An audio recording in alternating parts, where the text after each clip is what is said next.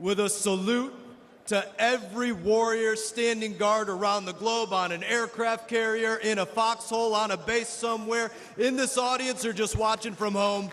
We love you, veterans.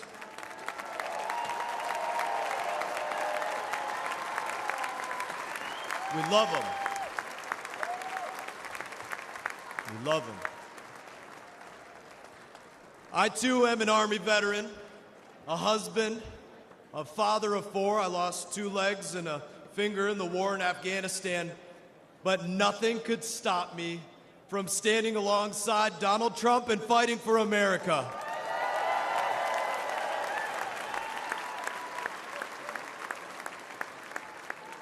Every one of you American service members and every veteran knows the dangers when we join the armed forces, but we risk our lives because we believe in America.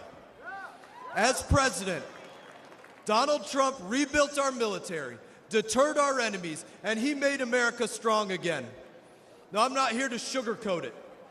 Joe Biden and Kamala Harris have once again weakened our armed forces, and through inflation slashed the size of our military budget, just like they slashed the family budget. And at the same time, they've distracted our troops with millions of hours of so-called extremism training, and they've based promotions on adherence to left-wing political ideology rather than merit. They would rather lose a war than use the wrong pronouns, and we've had enough.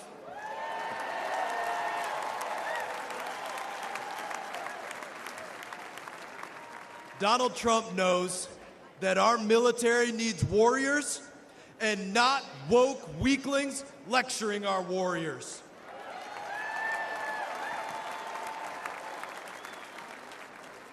Biden and Harris's weakness invites aggression, and our enemies are on the march. Russia invaded Ukraine, Hamas attacked Israel, Iran is funding terror across the Middle East, and the Chinese Communist Party has Taiwan in their crosshairs. And with his botched withdrawal from Afghanistan, Biden delivered what President Trump rightly called the most embarrassing day in American history. And what's worse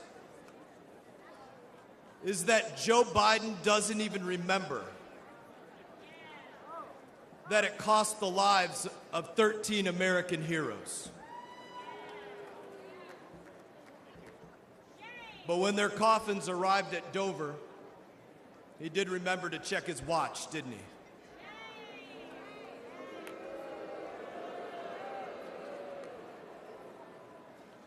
Nearly 2,500 of my brothers and sisters gave their lives in that war. Joe Biden disgraced their sacrifice and the sacrifice of all Afghanistan veterans. Kamala Harris stood with him when he did. Neither deserves to be saluted as Commander-in-Chief or to sit in the Oval Office.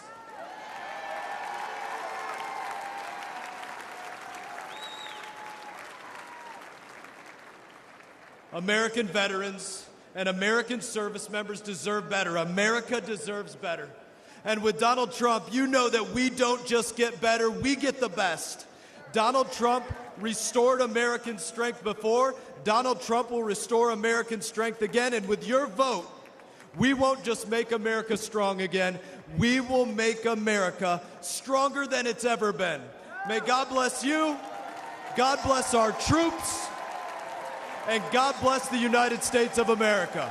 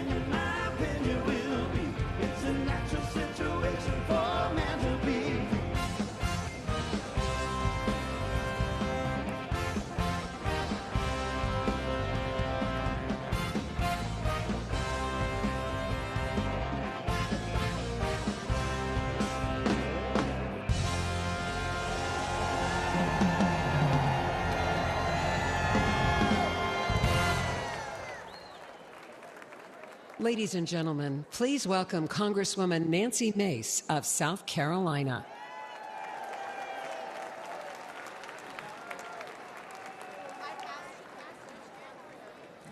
Good evening, America. My name is Nancy, don't call me Pelosi, Mace. I'm a Congresswoman representing the great state of South Carolina. At the age of 17, I learned that dropping out of high school might not have been the best idea. So I took my first job at a fine dining establishment some of you may know as the Waffle House. Denny's was a little too highbrow. While Waffle House was an important part of my journey, it would not be my destination. I soon went from making waffles to making history. 25 years ago, this high school dropout became the first woman to graduate from the Citadel, the Military College of South Carolina.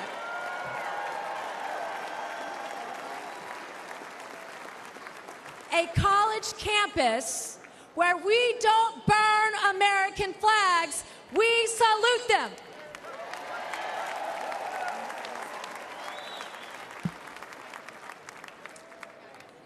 I'm a single mom and a rape survivor. To women tonight who can relate, please know you have a friend and a sister in me. And I will fight like hell for you.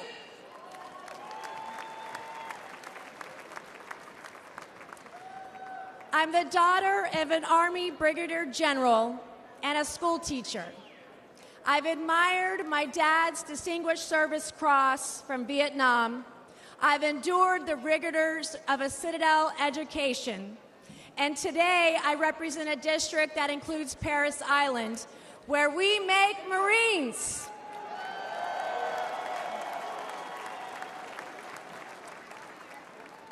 What we're witnessing today is proof that strength preserves peace and weakness invites war. We can never project strength around the world when weakness stands in the White House.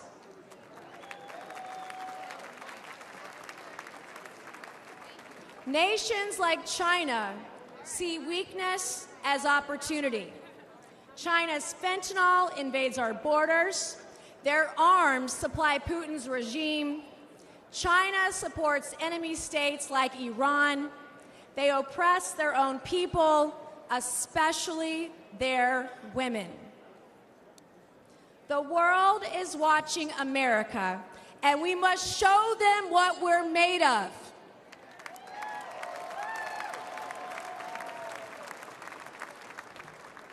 And I know a strong leader when I see one. Donald Trump stood up to China before, and he will do it again.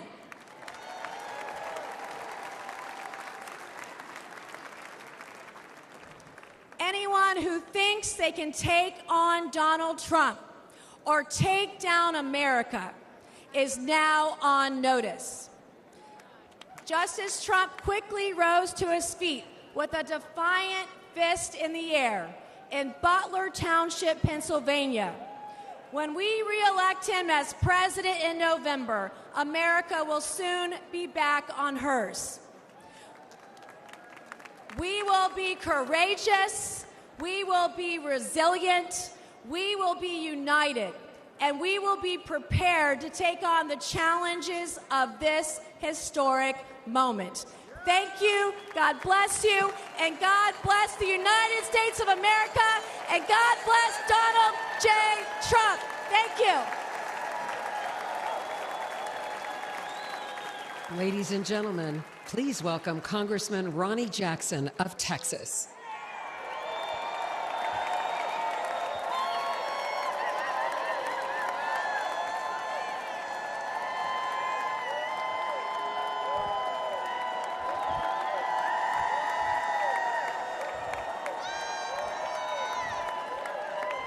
All right. All right, all right. Good evening, everybody. Good evening, and good evening to my delegation from Texas.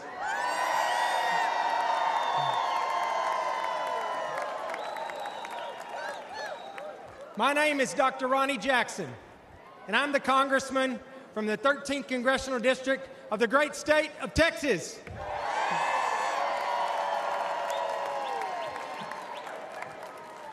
Prior to being in Congress, I served on active duty in the Navy for 25 years.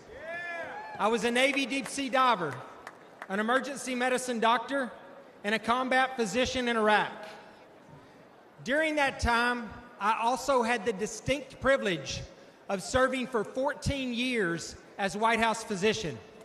But most importantly, I served as the appointed physician to the greatest president that this country has ever had, Donald J. Trump.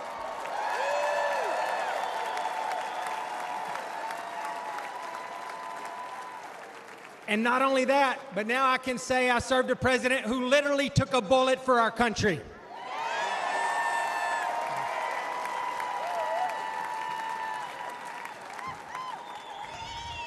President Trump and I have been through a lot together over the years, but I have never, ever been prouder of his leadership than I was last Saturday.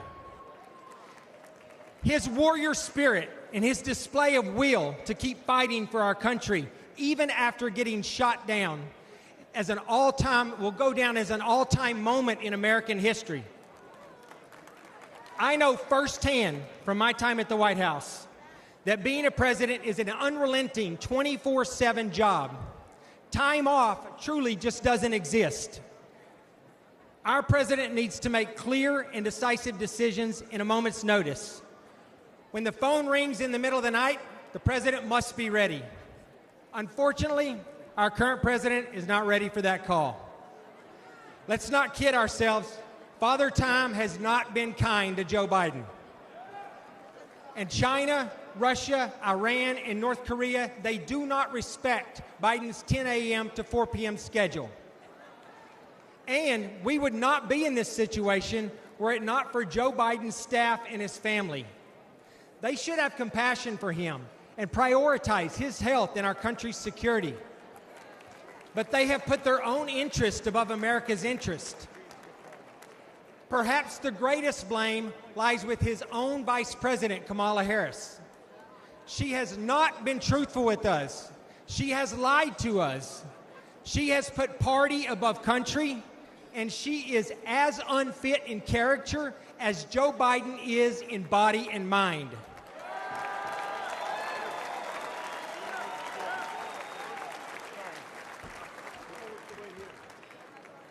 Between the wide open southern border, the botched Afghanistan withdrawal, record high inflation, and the devastating crime in our streets, this administration has now produced a legacy of failure, disappointment, and danger. There is simply too much at stake to have someone who can barely shuffle to a podium be the one that is responsible for the safety and the security of our country.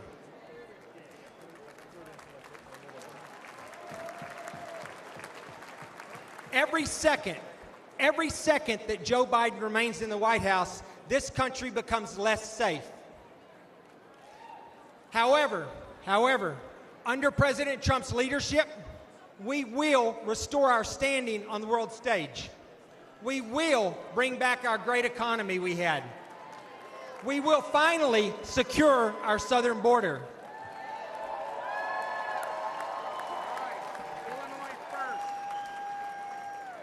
We will rebuild our great military. We will clean up crime in our streets. And most importantly, we will have a president who is respected by our allies and who is feared by our enemies and who leads with strength.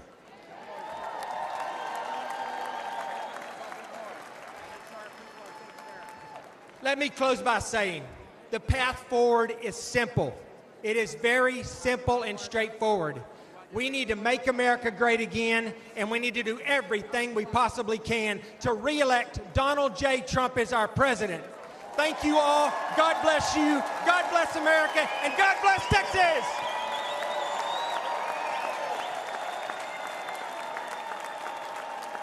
Ladies and gentlemen, please welcome former Acting Director of National Intelligence, Richard Grenell.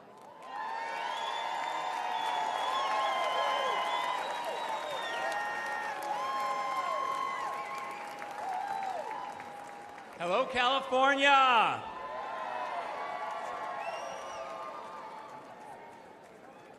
Last weekend, the American people bore witness to the instinctive courage of President Trump. We all know the contrast to Joe Biden could not have been greater. Tonight, I want to talk to you about why President Trump's strength and grace, which now even his opponents struggle to deny, have consequences beyond American borders. From 2001 to 2008, I served as America's spokesman at the United Nations.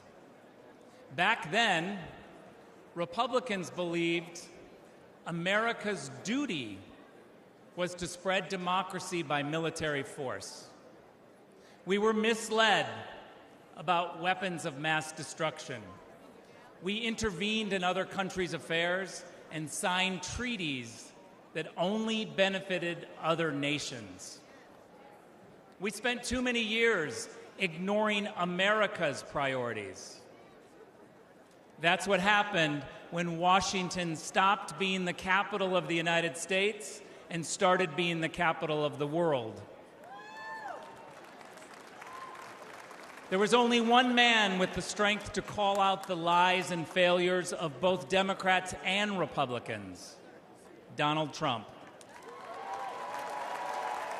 Donald Trump doesn't care if you're gay or straight, black, brown, or white, or what gender you are. He knows that we are all Americans and that it's time to put America first. After 16 years of wars and chaos, the world looked different when President Trump was in the White House. Russia invaded Ukraine under both Obama and Biden, but Putin did not dare escalate under President Trump. Under Trump, China was challenged. Under Trump, the Balkans were more peaceful. Under Trump, the Middle East signed historic peace deals. Under Trump, Iran was broke. Under President Trump, we put American interests first. There were no new wars. Old wars ended, and America had the greatest economy in the world. But after 4 years of Joe Biden, wars are back, the Taliban is back, and members of ISIS have slipped through America's broken southern border. Russia is sailing warships off the coast of Florida. China is bullying its neighbors. Iran is waging a war in Israel and Gaza with help from Joe Biden.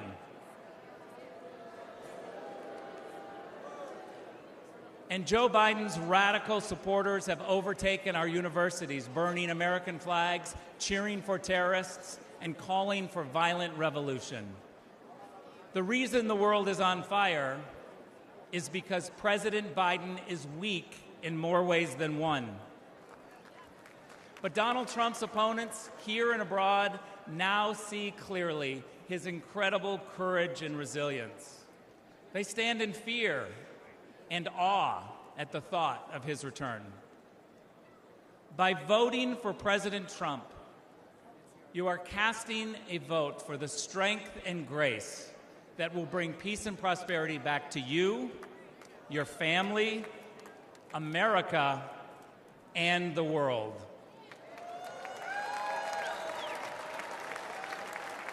Don't let anyone ever tell you differently. Thank you very much. Ladies and gentlemen, please welcome Congressman Matt Gaetz of Florida.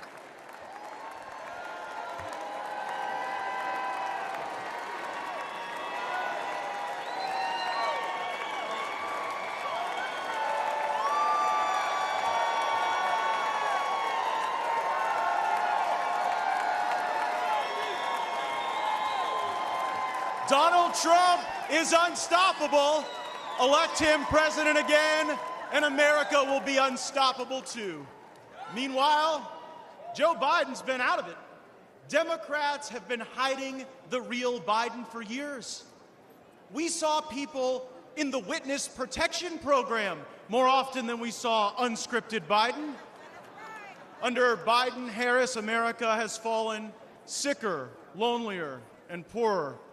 Under Trump, we prospered, we were richer, inflation was low, and there were two genders.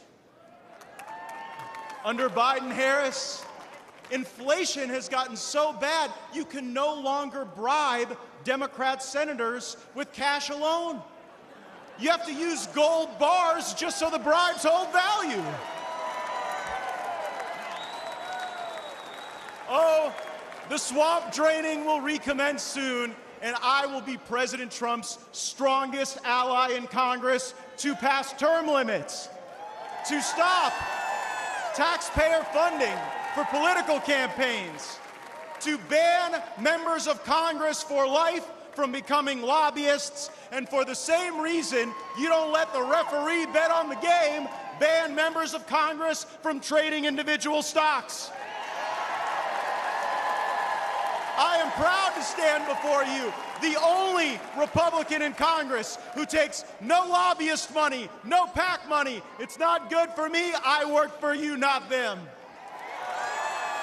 President Trump, he'll never defund our police, but he will defund foreign aid to countries that hate us.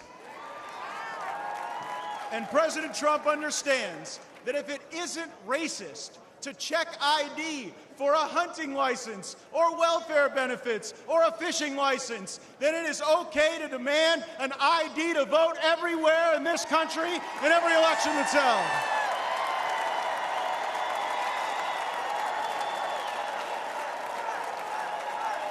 A Democrat congressman recently said that any criticism of Joe Biden is ableist. I don't think it's too much to ask that the American president be able to do the job. Kamala Harris isn't able to do any job. She was appointed border czar. Appointing Kamala Harris to oversee the border is like appointing Bernie Madoff to oversee your retirement plan. President Trump has shown the world what he is made of, and now we will show the world what America is made of by having his back. And how about the choice President Trump made for a running mate? JD looks like a young Abraham Lincoln, but he's from Ohio, like General Grant. And like General Grant, JD Vance knows how to fight. So they can run Biden from the nursing home, Harris, George Clooney, Robert De Niro, whoever they want to run. We are on a mission to rescue and save this country, and we ride or die with Donald John Trump to the end. Thank you all so much. Thank you for having my back. Let's go get him. Ladies and gentlemen, please welcome former United States Ambassador to the Holy See, the Vatican, Calista Gingrich.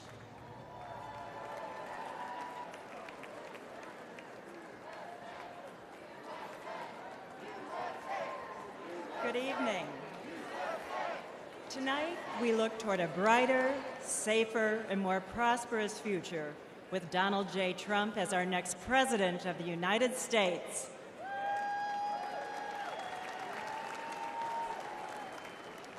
When I served as President Trump's ambassador to the Vatican, I witnessed the importance of having a president who stands up for religious freedom. Over the last 4 years, the failed policies of the Biden administration have jeopardized our right to worship freely and weakened our nation. Freedom of religion is one of our nation's most important foundational principles. Throughout our history, the right to practice our faith has been at the heart of the American experience. Today, this fundamental right is under attack. In recent years, the radical policies, rules, and regulations imposed by our own government have threatened people of faith. However, we have reason to hope. In our lifetime, no president has done more to advance and defend religious freedom than President Donald Trump.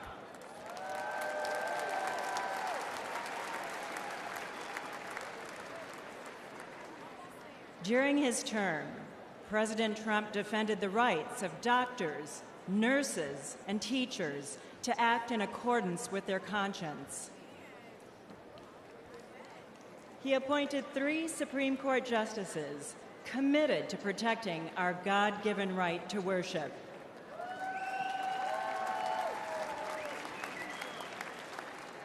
He expanded school choice and defended the First Amendment freedom of every student to practice their faith in public schools.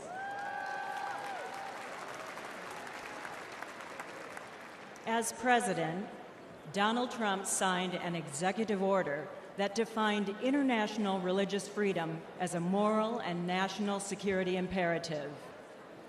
And he was the first and only president to convene a meeting at the United Nations dedicated to ending religious persecution and defending religious liberty around the world.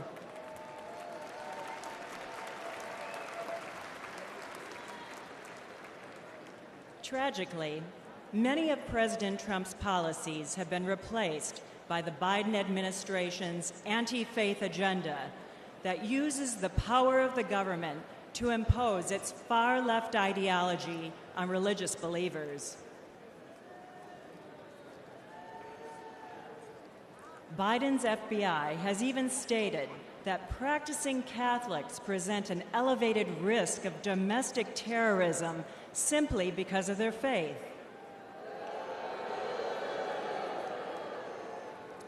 Unlike President Biden, President Trump has a proven track record for promoting and protecting religious freedom at home and abroad.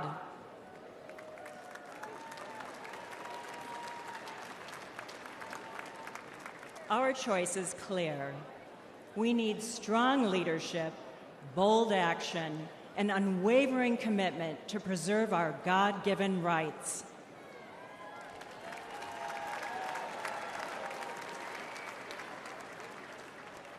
I am confident that President Trump will continue to fight for our founding principles and beliefs when he becomes the 47th President of the United States.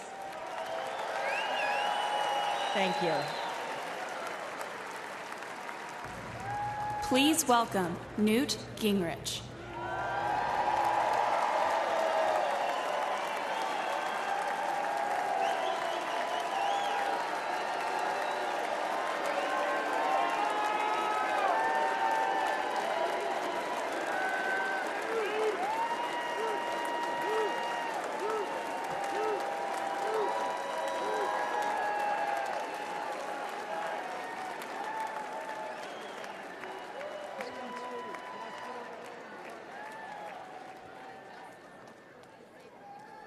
Thank you very much. That's a very warm welcome. You know, President Trump understands that the world is dangerous and that it takes an enormous effort to defeat anti-American and anti-freedom forces around the world.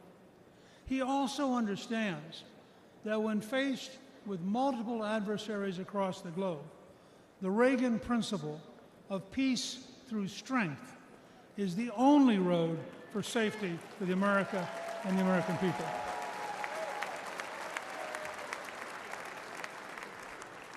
The contrast between President Trump's realistic policy of resolute strength in a dangerous world and President Biden's policies of appeasement, weakness, and self-delusion may be the biggest difference between the Make America Great Again movement and the Make America Weak ideology of the left.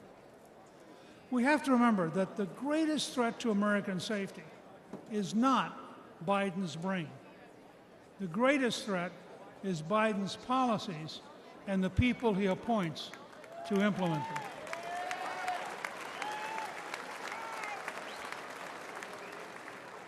He is working towards appeasement when the world today is incredibly dangerous.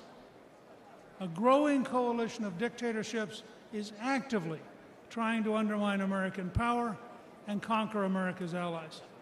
A religious dictatorship in Iran, which chants death to America, is on the verge of having nuclear weapons. Russia's dictator has unleashed the deadliest European war since World War II. Communist China continues to develop its military power while actively seeking to undermine America through espionage, fentanyl, and the infiltration of our companies and our universities. Faced with these clear and present dangers, President Biden has adopted failed policy after failed policy. Where President Trump orchestrated an orderly end to the Afghanistan war with no American killed in nearly 2 years.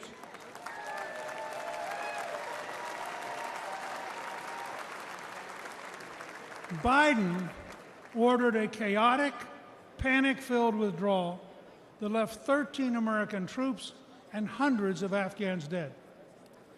Where President Trump insisted on keeping Bagram Air Base, which is located within 1 hour of the Chinese nuclear facilities, President Biden gave it to the Taliban, who are now allied with Communist China. Where President Trump brokered the Abraham Accords and was moving the Middle East toward peace and cooperation, President Biden's weakness and confusion led to a terrible Hamas assault, killing more than 1,200 innocent people in Israel. Under Trump, we achieved peace through strength. Under Biden, we have war, suffering, death, and a world teetering on the edge of World War III. Like Prime Minister Winston Churchill and President Abraham Lincoln, President Trump understands that only a firm, courageous policy of strength will work in a dangerous world. The message for this November is clear. You can vote for weakness and war with Biden, or you can vote for strength and peace with President Trump.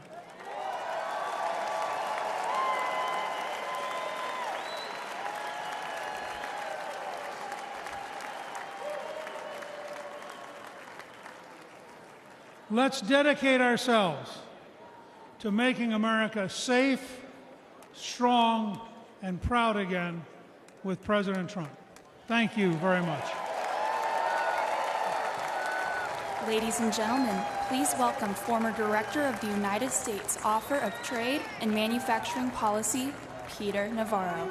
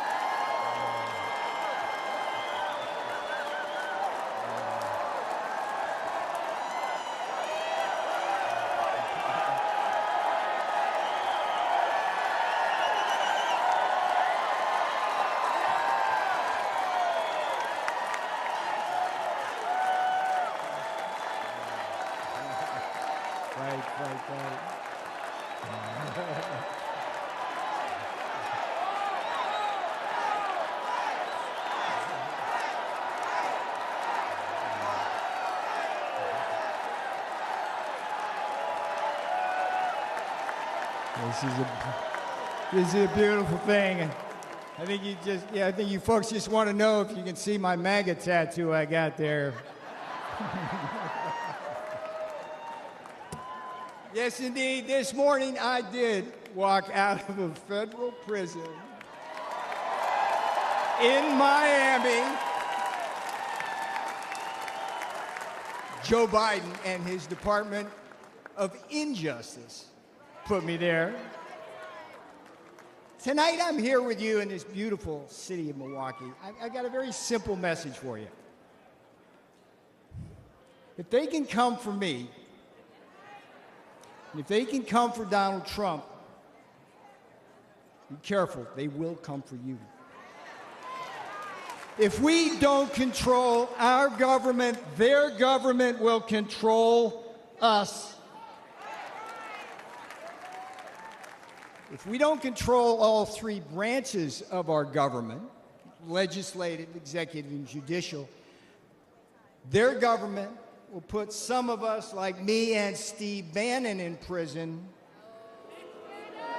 and control the rest of us. Here's how it went. Here's how I got in prison. The legislative branch came for me first. Your favorite Democrat, Nancy Pelosi,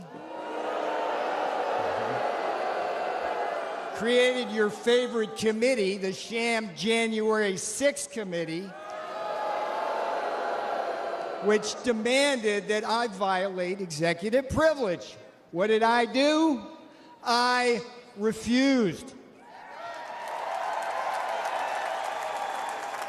The J6 committee demanded that I betray Donald John Trump to save my own skin. I refused.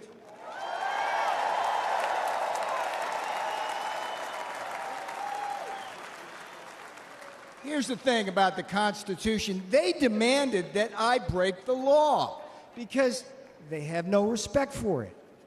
I refused. And a Democrat majority in the House then voted to hold me in contempt.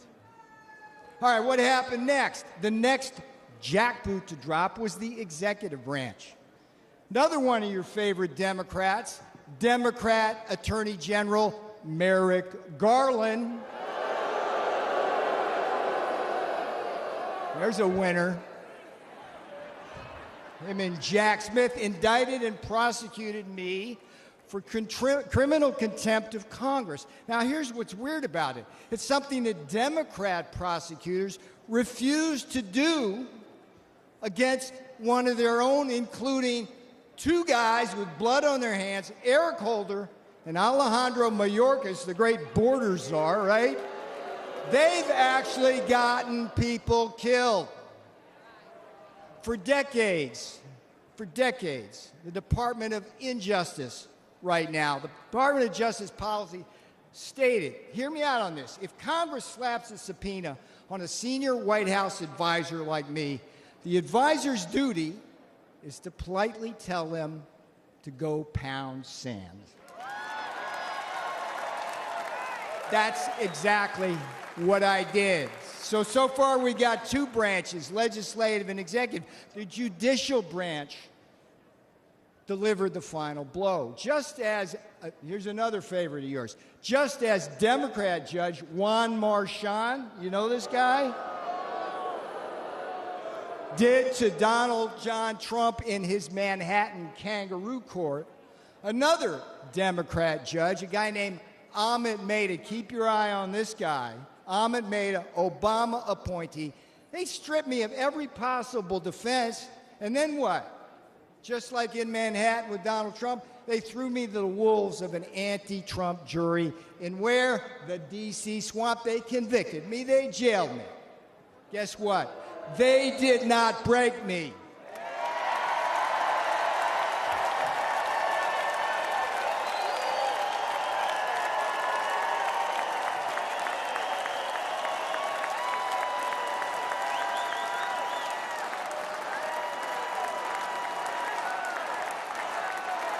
And they will never break Donald Trump. They will never break Donald Trump. All right, now here's the most important thing I'm going to tell you. You may be thinking this couldn't happen to you. Make no mistake, they're already coming for you. Joe and Kamala, they threw out the woke blue carpet across the Rio Grande, opened our borders to what? Murderers and rapists. When Donald Trump said it, thank you for saying that, when Donald Trump said murderers, rapists in 2016, they go, oh, racist, whatever. We read the papers. It's murderers and rapists. Murderers and rapists, drug cartels, human traffickers, terrorists, Chinese spies, and a whole army of illiterate, illegal, black, brown, and blue-collar Americans. They put them right on your front doorstep. Now, here's another thing Joe Biden did. You got to love this. The green new scam. We're in the heart here in Milwaukee, around all this. This is where the auto industry, that new scam is destroying our industry, leaving us at the mercy of the battery factories in Shanghai and slave labor in the Congo. Biden inflation. You're going to hear a lot of this because it's so friggin' true. Biden inflation is coming after what's left of your savings and eating your wages. And the Democrats, here's the thing. I'm sitting in prison thinking about this. It just eats at me as the Democrats come for your kids. They're indoctrinating them with poisonous attitudes on race and gender. And here's the thing, when politics fails, the investigations and prosecutions begin. They did it to me. They're going to do it to Trump. But hear me out. They've also done it to Catholics, pro-life activists, and parents who are just standing up for the kids at school board meetings. This is a tale of two Americas, and you know it wasn't this way when Donald Trump was president. I remember the days I was there. In Trump's America, you were safe and our borders were secure. In Trump's America, you were more prosperous, and you didn't have to choose between what? Food on the table, medicine in the cabinet, and a roof over your head. And in Trump's America, you didn't have to worry about being locked up for disagreeing with the government.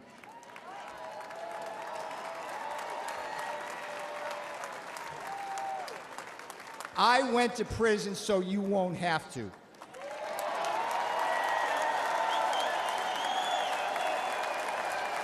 I am your wake-up call.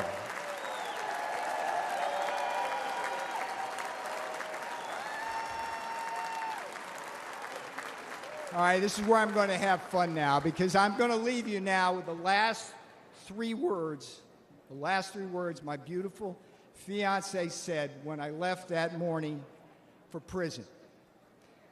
They weren't, "I love you." That was a given. She simply said, "We got this. We got this."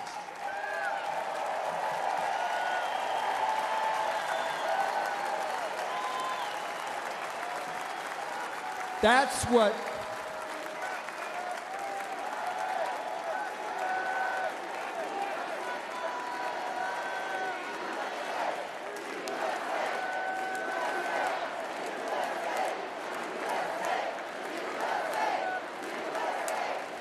bring my girl out now.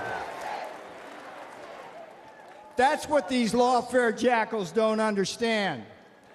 When they put people like me in prison and fire figurative and now literal bullets at Donald Trump, they also assault our families.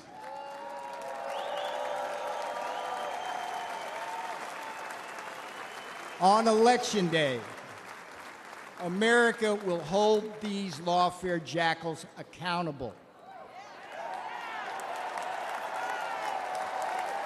Now, here's the sweetest thing that's going to come off my lips. Vote Trump Vance. 24 for Trump 47.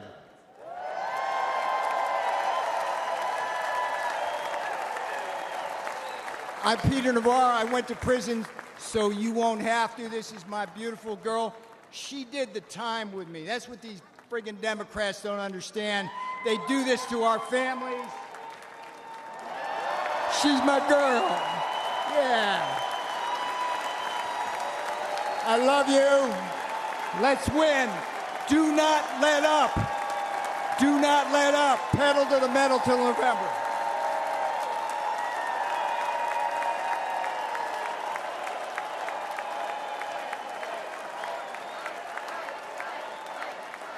Ladies and gentlemen, please welcome Congresswoman Monica de la Cruz of Texas.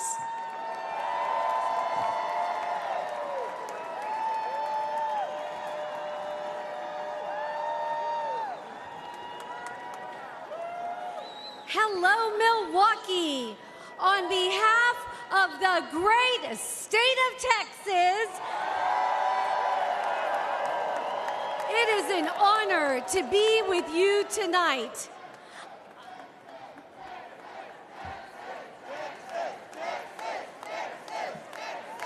I am the proud granddaughter of Mexican farm workers who came here with little more than faith in God. They never had much money, but they instilled in us strong Texas values. They taught me that through hard work, anything is possible in America. And then I proved it. By getting myself through school and building a successful small business. It wasn't easy, but I'm living proof that the American dream, el sueño americano, can become reality.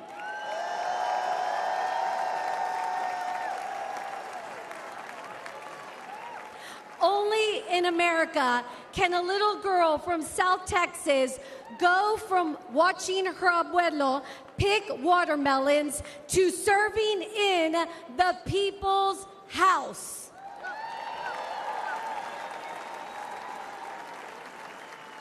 Now, as a mother, I often think about my kids' future, and I'm worried.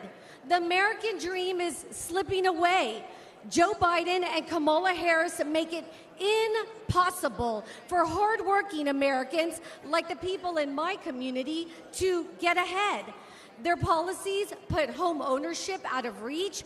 Wages can't keep up with inflation. They give benefits to illegal immigrants and cut Medicare Advantage for our seniors. They say their immigration policies are compassionate, but there's nothing compassionate about open borders. They threaten our national security, flood our country with deadly drugs, killing our precious children. Biden and Harris don't care about immigrants. They just use them for political gain. We deserve so much better. We must make America strong again by re-electing President Trump.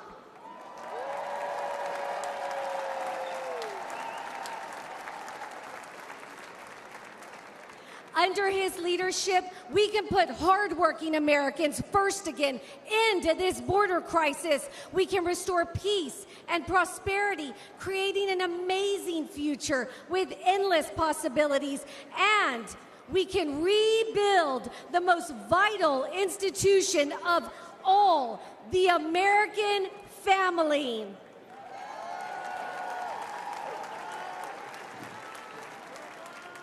Together, we can turn Joe Biden and Kamala Harris's national nightmare into a revival of the American dream.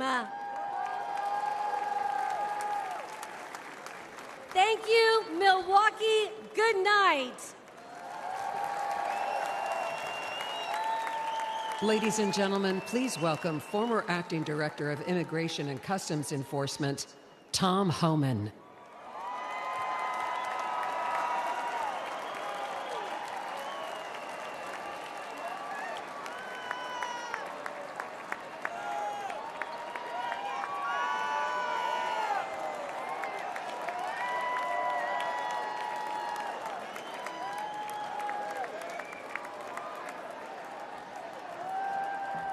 Thank you. How you doing? My home state, New York. Where's New York at? Give me a shout. Damn right. Look, for those who don't know me, my name is Tom Homan. I began my career as a Border Patrol agent in 1984. After 34 years, I became the first director of Immigration and Customs Enforcement, ICE, that actually came up through the ranks. I've worked for 6 presidents, starting with Ronald Reagan. Every president I've worked for said they're going to secure the border. President Trump actually did it.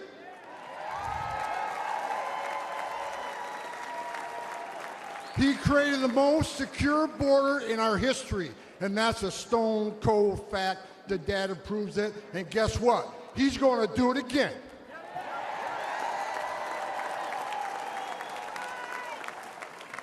Under President Trump, we cut illegal immigration by 90%, the lowest level in 45 years.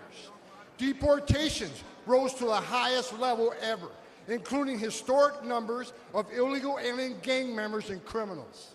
Most importantly, 4 years under President Trump, we had 13 people we arrested on a terrorist watch list. Joe Biden, 381. And let's remember, we got over 2 million known gotaways. How many of them came from a country that sponsored terrorism? God help us. Biden is the first president in American history to come into office and unsecure a border. Who the hell does that? On their first day in office, Joe Biden and Kamala Harris suspended deportations. They stopped the border wall. They canceled Remain in Mexico. They reinstated catch and release. They proposed amnesty for millions, along with free health care. And now we have a record illegal immigration, a record number of women and children being sex trafficked, a record number of Americans dying from fentanyl, a record number of known as suspected terrorists sneaking across our border. And here's what you need to know. This isn't mismanagement. This isn't incompetence. This is by design, and it's a choice. It's national suicide.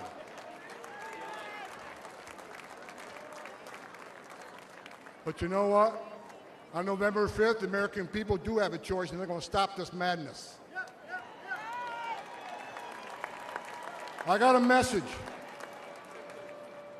As a guy who spent 34 years deporting illegal aliens, I got a message to the millions of illegal aliens that Joe Biden's releasing our country in violation of federal law.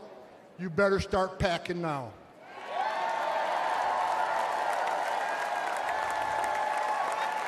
You're damn right. Because you're going home. I got another message. Another message to the criminal cartels in Mexico. You smuggled enough fentanyl across this country to kill 148,000 young Americans. You have killed more Americans than every terrorist organization in the world combined. And that's when President Trump gets back in office. He's going to designate you a terrorist organization, and he's going to wipe you off the face of the earth. You're done. You're done.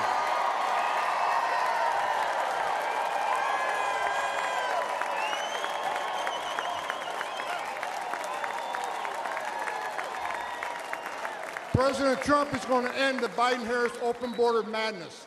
We will stop the drugs and the crime from pouring into your neighborhoods. President Trump has proven to the American people that he's a warrior. And he's going to make America safe again, and you can take that to the bank.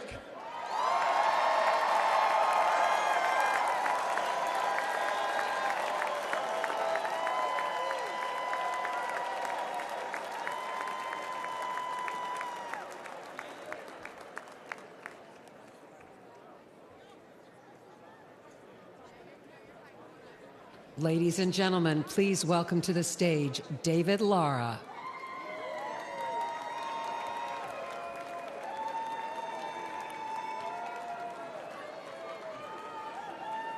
Hello, Milwaukee. Quiero dar un saludo a toda la comunidad y audiencia hispana. I am a proud husband and father of a small business in San Luis, Arizona. a town that sits directly on the U.S.-Mexico border. We are the front line of the Biden's border crisis. Small towns like mine bear the brunt of the chaos. Imagine crowds rushing the port, overwhelming Border Patrol when they know they don't have enough agents to detain everyone. Imagine strangers terrorizing your homes, your neighbors, your yards, and local schools going fearful to let children walk home. Imagine the fire department using off-road vehicles to bring your neighbors to the hospital because the ambulances are taken by so-called asylum seekers. Imagine being treated as second-class citizens, as chaos and crime overwhelm your streets. I don't have to imagine this. I've watched it with my own eyes. I've seen my town suffer because Biden and Kamala Harris want the illegal immigration crisis to continue. And no amount of suffering has changed their mind or convinced them to finally put Americans first. In San Luis, Mexican drug cartels use school children as mules. Let that sink in. Deadly drugs flow through our town, bringing crime and violence. San Luis wasn't always this way, and Joe Biden and Kamala Harris do not care. In fact, they seem satisfied. They have done nothing to stop it and everything to make it worse. They have never set foot on my border town. 4 years ago, president who believed in borders, and we have a president who traveled all the way to San Luis. We had a president who cared, and we can have that president again. We must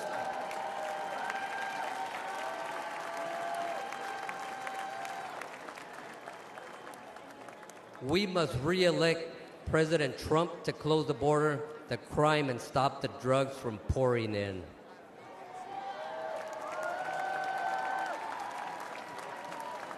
We must re-elect President Trump to imprison and deport violent gang members instead of coddling them, terrorize our nation. We must re-elect President Trump to put our citizens first and make America strong again.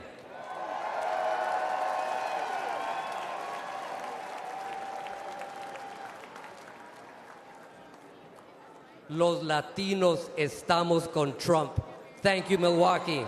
American Latinos for Trump.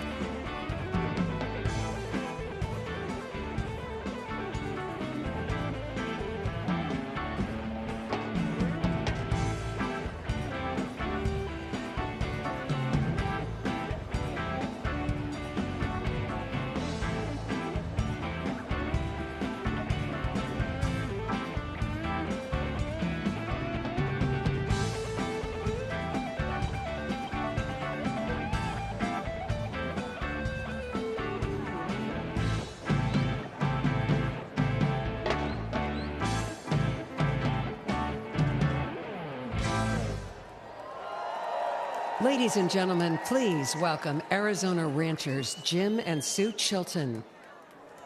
My name is Jim Chilton, and this is my beautiful wife, Sue. We've been married for 60 years.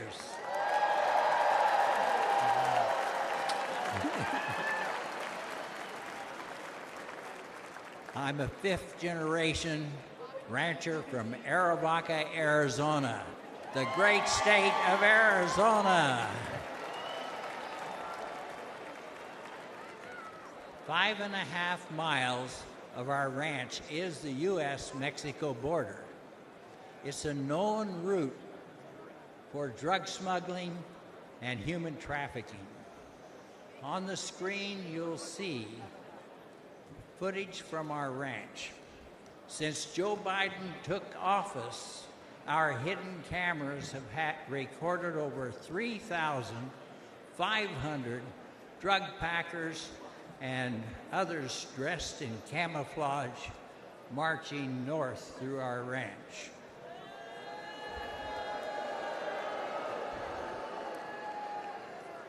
These are not asylum seekers. It looks like and it feels like an invasion because it is.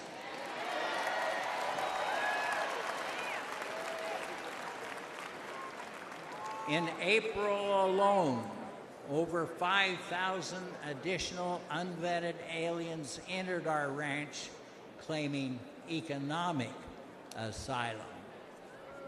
We know firsthand that Biden's open border is our nation's greatest national security threat.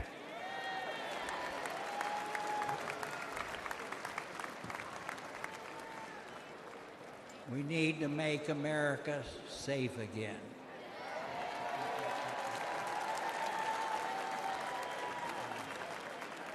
Every time Jim leaves the ranch house, I have to worry that he won't come back alive. Our house has been broken into twice. A Border Patrol agent was shot 5 times by drug smugglers on our ranch.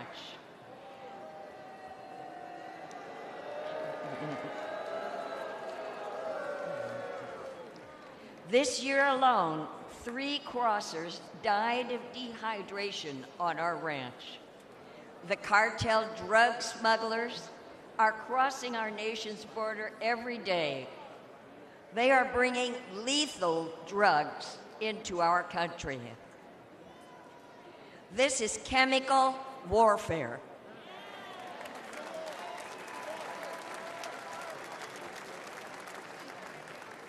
It's killing Americans. Under President Donald Trump, it wasn't like this. And if we bring him back, I know he'll stop it again.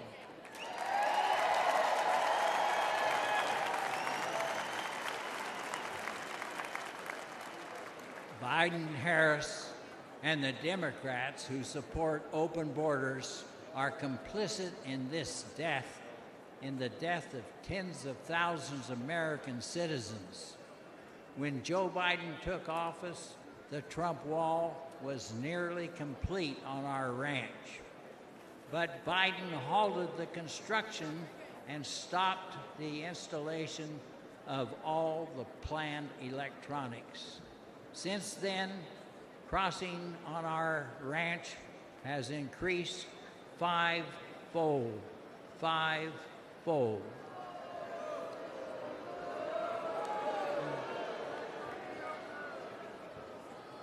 It's like Biden and Harris want the lawlessness.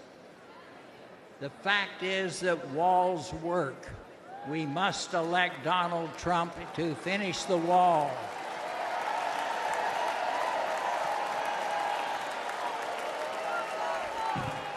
To stop the cartels.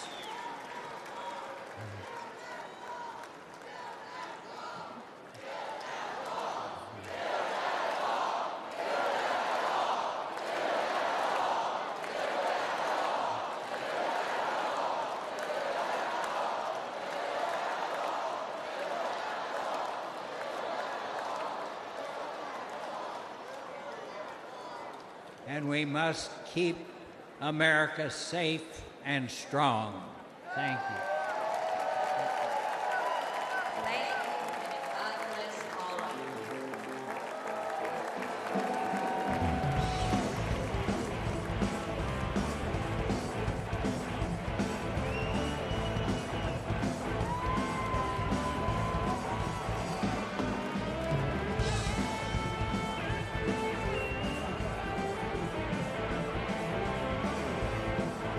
As Commander-in-Chief, he always had his soldiers' backs, was always there to support them and their families. He kept his promise to keep them out of endless wars and to never forget about them after they served. America learned having a weak leader can tragically lead to American deaths, which is why America needs strength now more than ever. I'm Donald J. Trump, and I approve this message. Ladies and gentlemen, please welcome the Governor of Texas, Greg Abbott.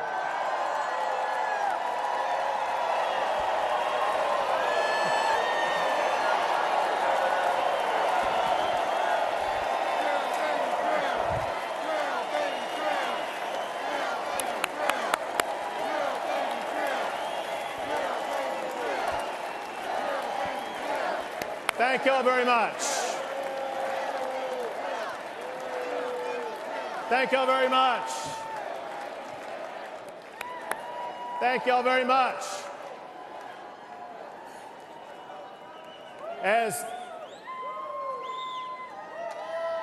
Come on, let's go.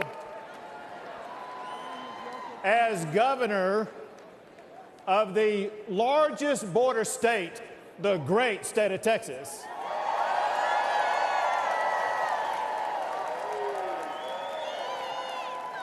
I can tell you, America needs a president who will secure our border. America needs Donald J. Trump.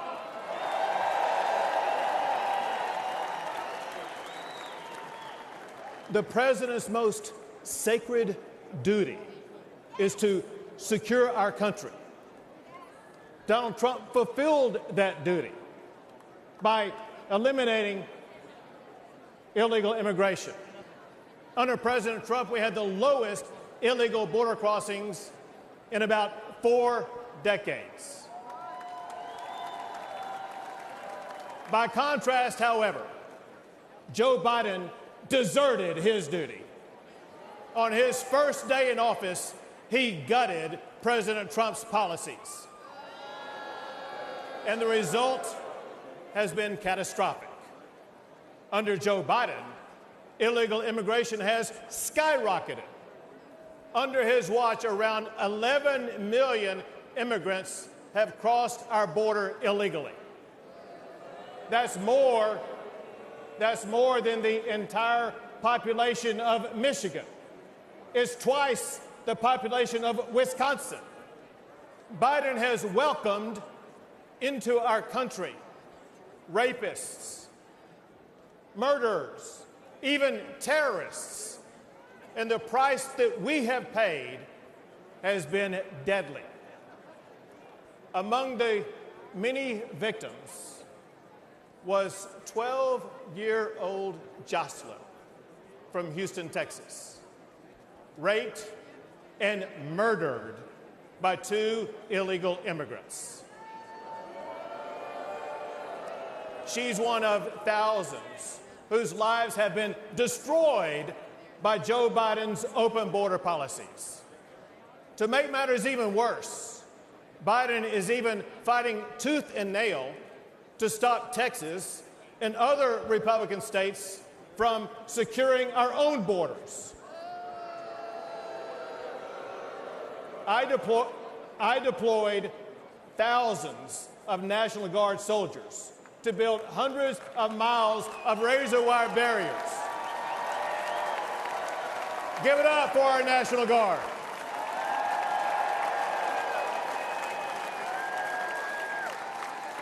They built those barriers to stop illegal crossings. when Joe Biden ordered to cut that razor wire, I ordered the National Guard to triple the razor wire on the border.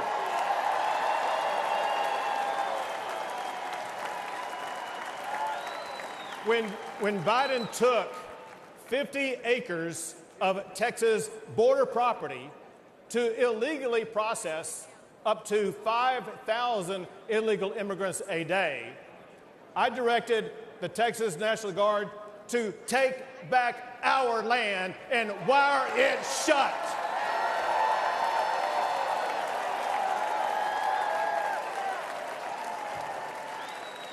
Now, there's no longer 5,000 people crossing the border like there was under Joe Biden. Now that the National Guard wired that shut, on average, there is one illegal immigrant crossing the border at that location a day. When Joe Biden and Kamala Harris refused to even come to Texas and to see the border crisis that they created, I took the border to them. I began busing illegal immigrants to Washington, D.C.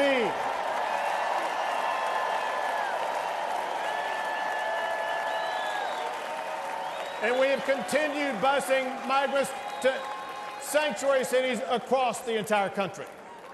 And those buses will continue to roll until we finally secure our border.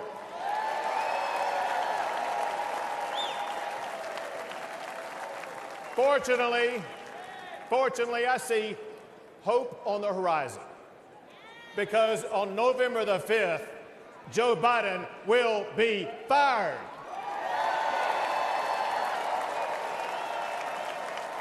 And Donald Trump will once again become the President of the United States of America.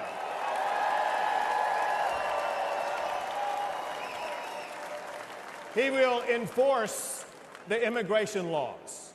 He will fight the Mexican drug cartels. And he will arrest the criminal illegal immigrants and put them behind bars. Or send them back.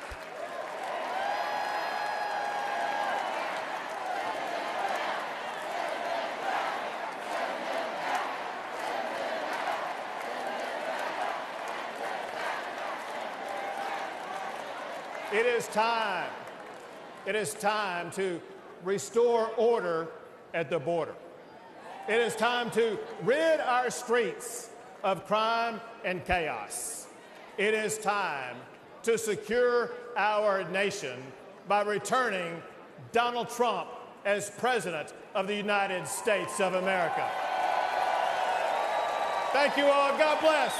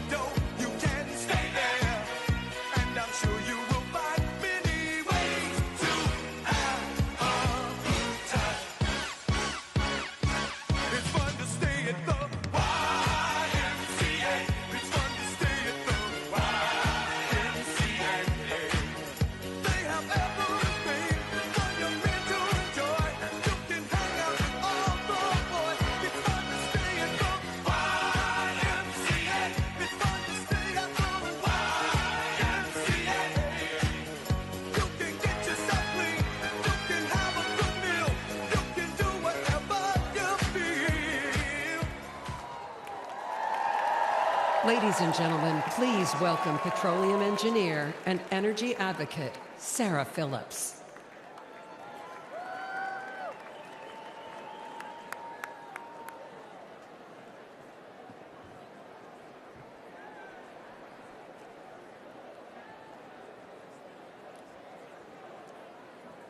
Good evening, Milwaukee.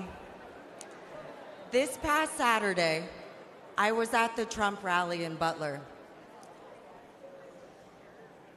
I, in fact, was the first speaker on stage that day.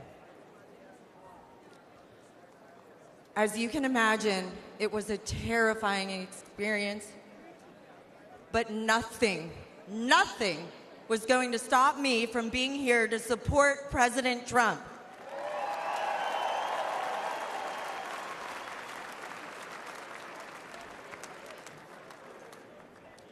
Thank God President Trump is alive.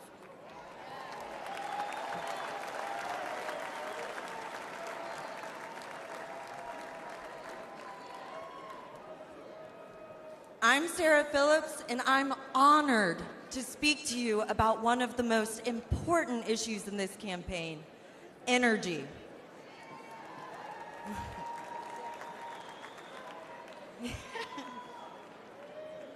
President Trump is high energy and supports energy. Biden is low energy and is against energy. The difference is significant for you and significant for our country. President Trump understands that abundant, affordable energy is vital to our economy and to our national security.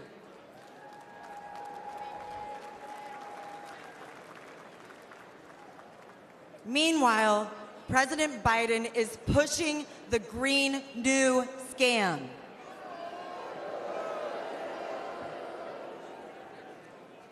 President Biden declared war on the oil and gas industry since day one.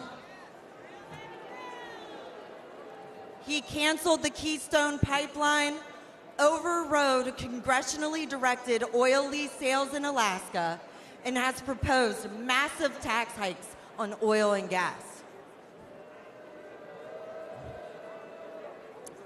His campaign against responsible development of oil and gas is crushing everyday Americans like you and me.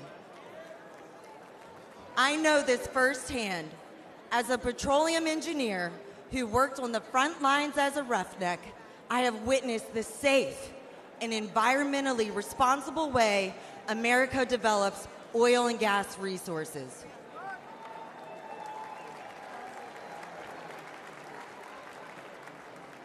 And I have worked side by side with those in the field who I consider family and who are dedicated and hardworking.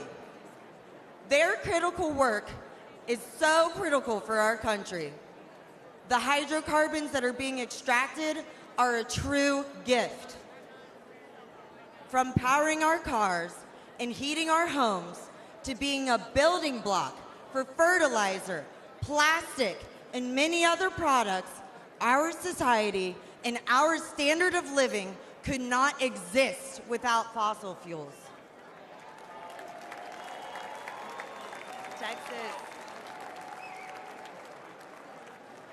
That is among the many reasons why we need to return Donald Trump to the White House.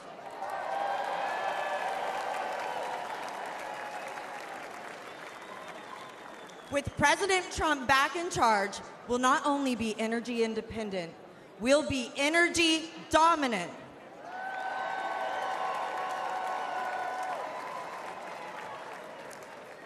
We'll create jobs, increase investment, and improve our national security. Under President Trump's leadership, America's great economic revival will be powered by American energy.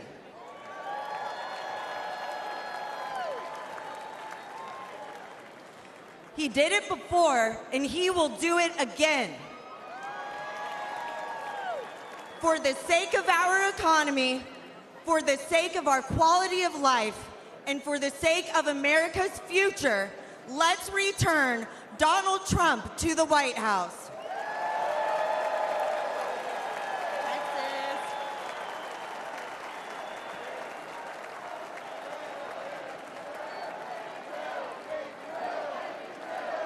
Drill, baby, drill.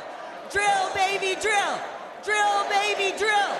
Drill, baby, drill.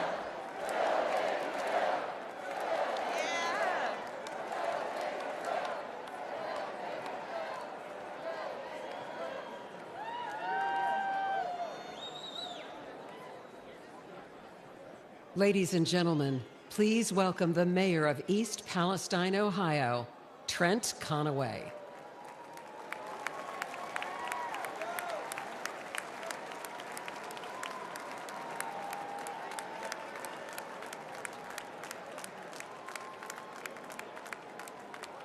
Good evening. February 3rd, 2023 began like any other Midwestern day, but in a heartbeat, everything changed. I'm Trent Conaway, the proud mayor of East Palestine, Ohio.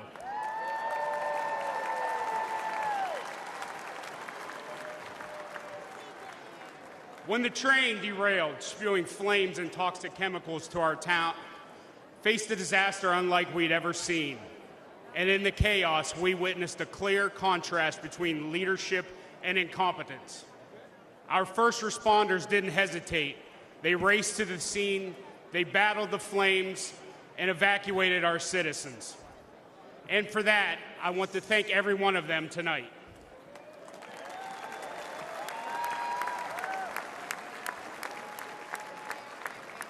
Unfortunately, the Biden administration's federal response was much different. It consisted almost entirely of meetings and press events. They talked and talked, but they delivered little help. Then there was the clear difference between former President Trump and President Biden. For the longest time, the White House was silent, and we never heard a word from Vice President Harris. I guess we weren't their type of folks. No Hollywood elites or Wall Street billionaires live in East Palestine, just hardworking Americans.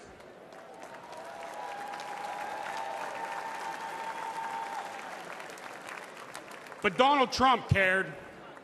First, he called to ask permission to visit, not wanting to intrude, and then he asked how he could help. When he arrived with fresh pallets of drinking water, he met with everyone, from first responders to local officials and residents. He toured the derailment site. He listened to us, and he shared a meal with volunteers at a local McDonald's. His presence was genuine. His concern was real. After a year of criticism, President Biden finally did show up. His appearance was brief, forced, and scripted. He met with a select few and then left. We needed so much, and he delivered so little. I know a thing or two about train wrecks now, and let me tell you, that's what the Biden administration has been.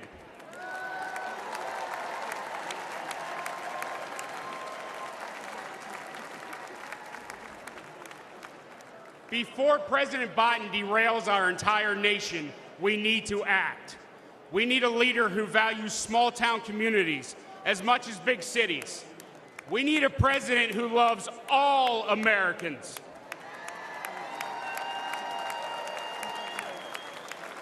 We need Donald J. Trump. Thank you. Ladies and gentlemen, please welcome the Governor of North Dakota, Doug Burgum.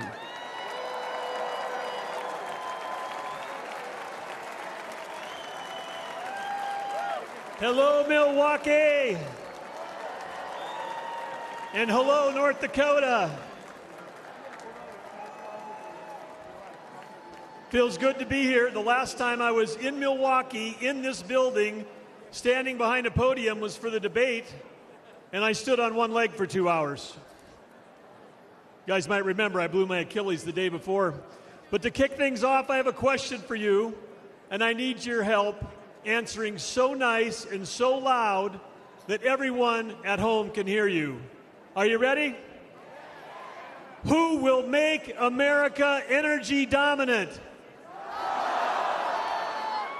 Again, who will make America energy dominant? Well, that's pretty good, but it's after 4 p.m. in D.C., so how about one more time loud enough to wake up Joe Biden? Who will make America energy dominant? That's right, because when President Trump unleashes American energy, we unleash American prosperity, and we ensure our national security. Serving as a governor with President Trump was like having a beautiful breeze at our back. He cut taxes and he cut red tape. Serving as a governor under Joe Biden has been like a gale force wind in our face. Biden's war on energy hurts every American because the cost of energy is in everything we use or touch every day. Biden's red tape has raised the price of the gas in your car, the cost of food on your table, the clothes on your back, and it's even raised your rent. Biden's green agenda feels like it was written by China, Russia, and Iran. Let's look at Biden's EV mandates. Where do nearly all the batteries and rare earth minerals come from? China, you know. And the day that Biden halted permits for clean U.S. natural gas export facilities, just think about the party they must have thrown that night at the Kremlin. Because Biden's policies are making Russia and Iran filthy rich. And they're using that money to fund wars and terrorism against our allies. At home, Biden is acting like a dictator. He's using mandates to shut down reliable baseload electricity. That's why your electric bills have soared upwards as our nation's electric grid reliability spirals downward. 4 more years of Joe will usher an era of Biden brownouts and blackouts. Imagine no electricity for your fridge, your lights, or air conditioning. President Trump will ensure that there is power for you, and importantly, that we have the power as the United States to beat China in the AI arms race.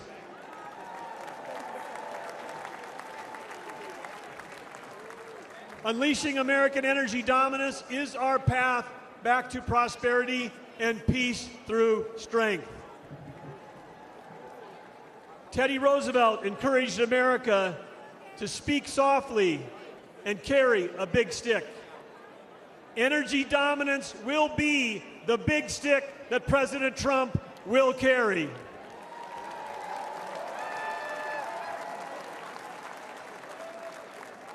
Yes, President Trump will make sure that America is selling energy to our allies versus buying it from our adversaries.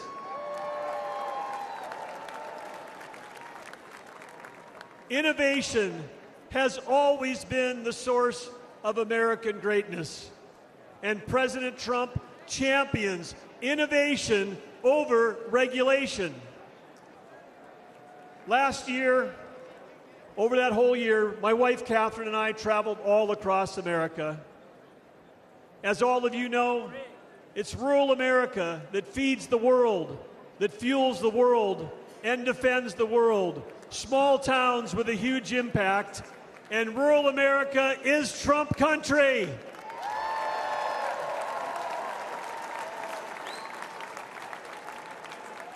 In North Dakota, we know one thing for sure because we've seen him do it, and that's that the hardest working president in American history is Donald J. Trump.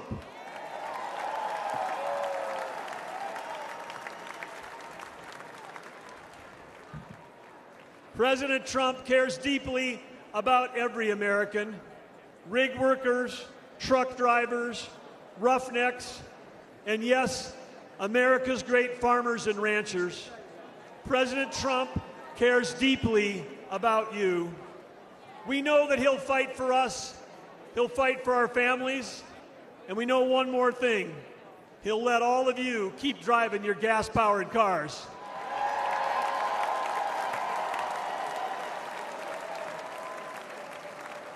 When President Trump unleashes energy dominance, he will make America affordable again. He will make America strong again. And when President Donald J. Trump and J.D. Vance together, they will make America great again.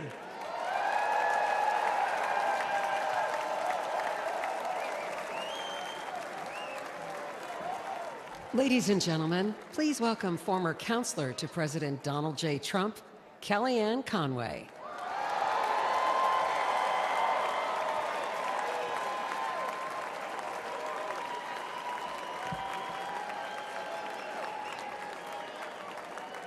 Good evening, Patriots. 8 years ago, Donald Trump shocked the system and defied the doubters to become the 45th president of the United States. He didn't want fortune or fame, power and position. He already had all of that. Donald Trump and his family made enormous sacrifices to run and to serve as president. He didn't need to do it. He wanted to do it. My relationship with Mr. Trump was forged under fire in a foxhole in 2016 after he asked me to be his campaign manager.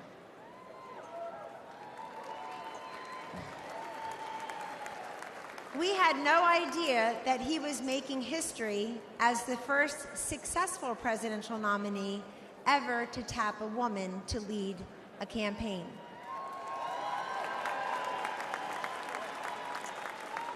But that was a natural for Donald J. Trump. He had elevated women in New York real estate decades before when few people would. One morning, I was in an early senior staff meeting in the White House, and as I glanced around the table, something caught my eye. In that meeting were Sarah Huckabee Sanders, Mercedes Schlapp, Brooke Rollins, Ivanka Trump, and me. I soon realized that among us, we have 19 children, at the time ages 2 through 16. Show me a C-suite in America where 5 working moms of 19 young children could have the highest rank in the company and work alongside the president.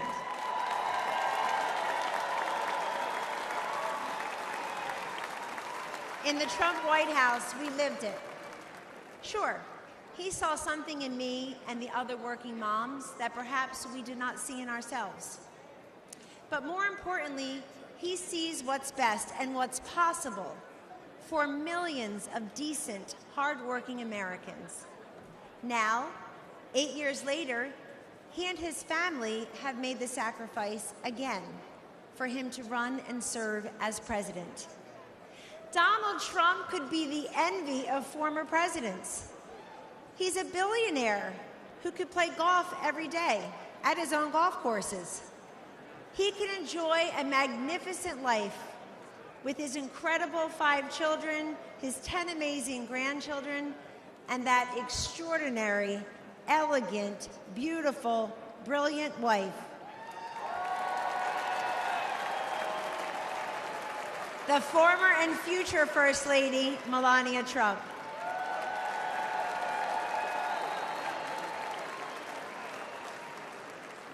He does not need to do this, but we need him to do this. How often do we hear, "I want Trump's policies without Trump's personality"? Well, good luck with that. We don't get those policies without that personality.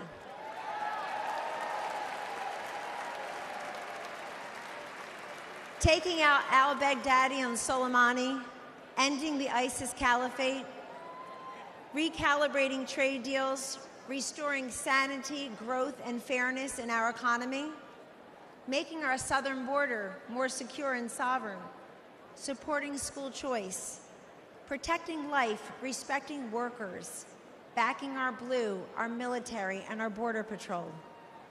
You get that through strength and toughness. Weakness emboldens our adversaries, enables failure, and empowers evil. The answer to weakness is strength. The antidote to division is unity. And the alternative to failure and incompetence, to Joe Biden and Kamala Harris, is to send them packing and send Donald Trump and J.D. Vance to the White House.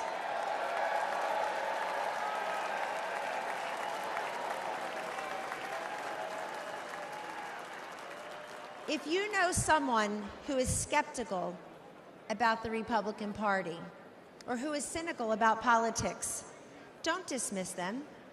Talk to them. We win through addition, not division. In Donald Trump's Republican Party, everyone is welcome. Yes. We have been called deplorable, irredeemable, MAGA extremists, and worse.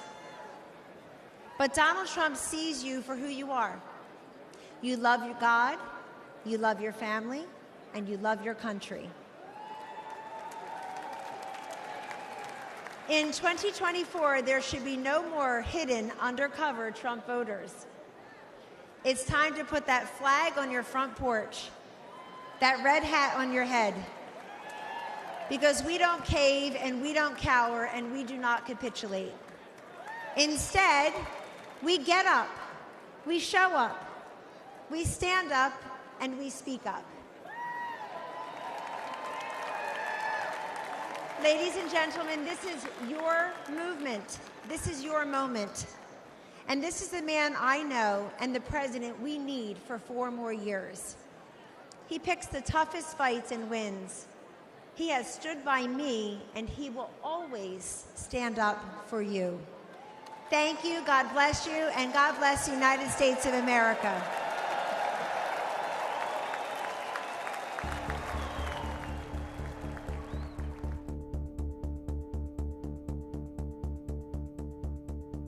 I would describe Joe Biden as an absolutely horrible commander-in-chief and a danger to every single person wearing the uniform. We don't have that sense of leadership. We don't have that sense of trust. I think it's absolutely unforgivable that a commander-in-chief would leave people behind. The military has been unfortunately demoralized. You've seen the enrollment drop precipitously under this administration. They don't feel like they have a leader, somebody that they can follow. I do believe this country is less secure with Joe Biden as president. We're absolutely 100% weaker with Joe Biden as our president. We are far less secure today under Joe Biden's watch than we've probably ever been. Our enemies see Joe Biden as a weak president. Our enemies have taken full advantage of Joe Biden's weakness as commander-in-chief. The weakness of President Biden has strengthened our enemies. All you have to do is take a look at the border. Even in America, we're scared. It's not safe to walk our streets here in the United States of America because of President Biden. I served under every president from Ronald Reagan when I first enlisted all the way through Joe Biden. And by far, Donald Trump was the most respected and best commander-in-chief that we had. Donald Trump is a strong leader. He cared about the troops. He showed in his actions that he put us first. I have the utmost confidence in President Trump as our commander-in-chief. He will stand up for the American service member. Under Donald Trump, that military can be brought back to as strong as it was. We were absolutely more respected under President Trump from all countries, even if it was ones that were adversaries. Leaders across the world knew that if he said something, that he would act. Under President Trump, in 4 years, there was no foreign war to be fought. There was no invasion of Ukraine. If President Trump was still president, we wouldn't have had the attacks in Israel. We wouldn't have a lot of these foreign issues that we're seeing right now. He was respected on the world stage. When President Trump was president, these people all stayed in their place. They understood we had a strong leader. We are definitely more secure with Donald Trump as the President of the United States. Joe Biden puts veterans last. President Trump is the only president that's actually cared about the veterans. President Trump was led from the front, not the rear. I'm a proud Democrat, but I'm more proud to say that I'm a veteran, and I do wish that all Democrats, all people would vote for President Trump. President Donald J. Trump has been the best commander-in-chief for the men and women in the uniform in the last 20 years. Ladies and gentlemen, please welcome Congresswoman Anna Paulina Luna of Florida.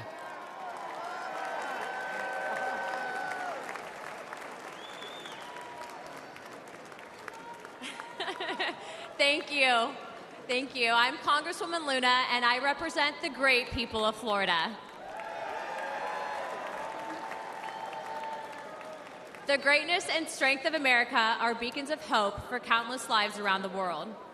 Our strength ensures our safety and security. My husband and I knew this when we joined the Air Force. But we don't preserve peace and stability by policing the world or by involving ourselves in every foreign conflict.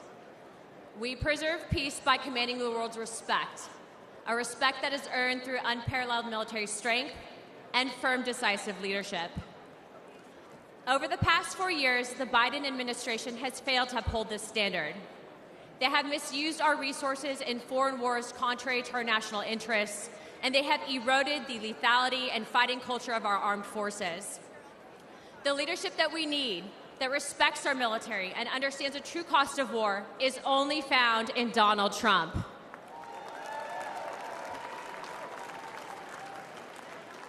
He will make America strong again. He will fight for the American warfighter, the American people, and America's interests. Hawks and globalist elites do not sway President Trump. He knows the cost of military action like I do. My husband was shot in combat by terrorists and continued to deploy in the fight against America's enemies. I know the fear and anguish of waiting for news about a loved one in harm's way and the pain of losing friends in combat. President Trump knows what it means to put your life on the line. Our service members and their families make immense sacrifices, and they deserve a president who respects that sacrifice and who would lay down his own life in defense of this great nation.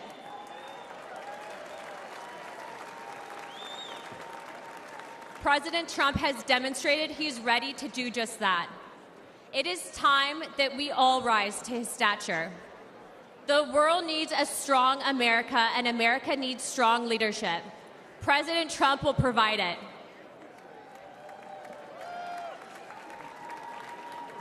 Regardless of race, gender, color, or creed, I urge you to vote for Donald Trump and J.D. Vance on November 5th.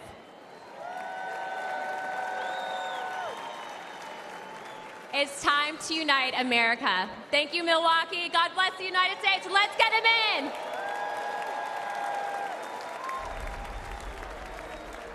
It was Christmas Day. We boarded Air Force One in complete and total darkness, in the pitch black of night.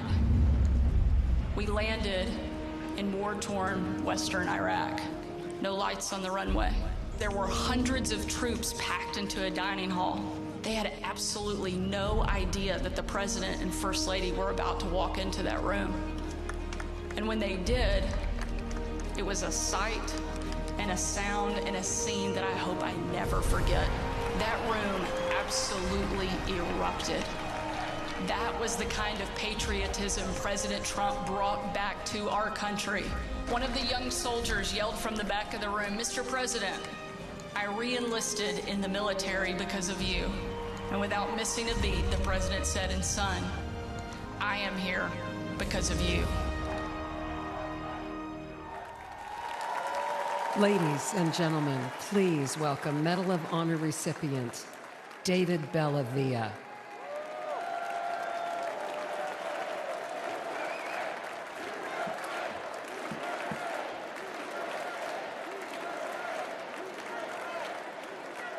Thank you. In 2019, President Donald Trump awarded me the Medal of Honor for my service in Fallujah during the Iraq War. Thank you. Today, I speak across the country on behalf of our military services, and I ask parents, I look them right in the eye, like I'm looking at you, and I ask them, will you give America your sons and daughters to serve in the greatest force for good this world has ever seen, the United States military? I tell them what I learned when I was in combat. Your sons and daughters will be loved. They'll be our family. And that bond, that commitment is for a lifetime. Their response? Well, it's changed in the last couple of years. Now they say, what about the 13 heroes we lost at Abbey Gate in Afghanistan? Now they say, what about the desperate civilians falling off the transport airplanes? Now they ask, what about the American citizens we left behind for the enemy? They say to me, under Biden-Harris, we don't believe you. They no longer see their sacrifice as worthwhile, that their service makes us all better off. Are you better off than you were 4 years ago? I'll tell you what, we're all going to answer that question in November. Here's something for you. Let's ask it the other way around. Let's ask, are our enemies better off than they were 4 years ago? Iran and its proxies, Hezbollah, Hamas, the Houthis, China, Russia. Well, Iran is richer. Russia is bigger. And China is stronger. And their unchecked aggression proves that the answer is a resounding yes. The Biden-Harris foreign policy undermines American security, and watching their administration lose the gains President Donald Trump made overseas not only destroys our morale, it empowers our enemies abroad. Under their watch, a record number of American embassies have been forced to evacuate, and military recruitment has plunged, and confidence in the armed forces has reached a 20-year low. Under President Donald Trump, our enemies will know that American power is as decisive as it is overwhelming. And if you provoke the United States of America, we will hurt you.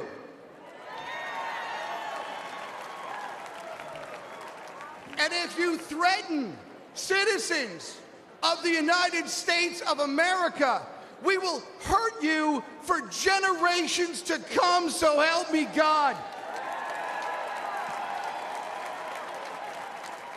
Donald Trump is a commander-in-chief that I am confident to tell parents is at the helm.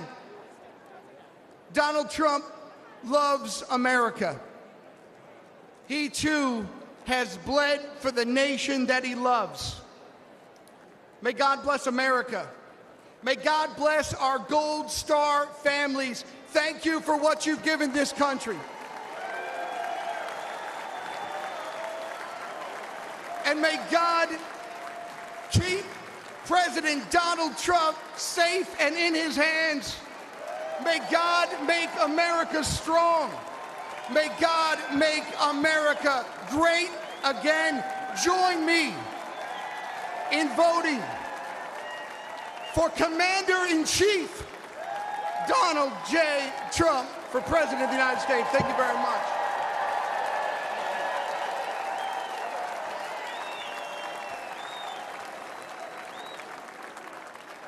Ladies and gentlemen, please welcome Afghanistan war veteran Scott Neal.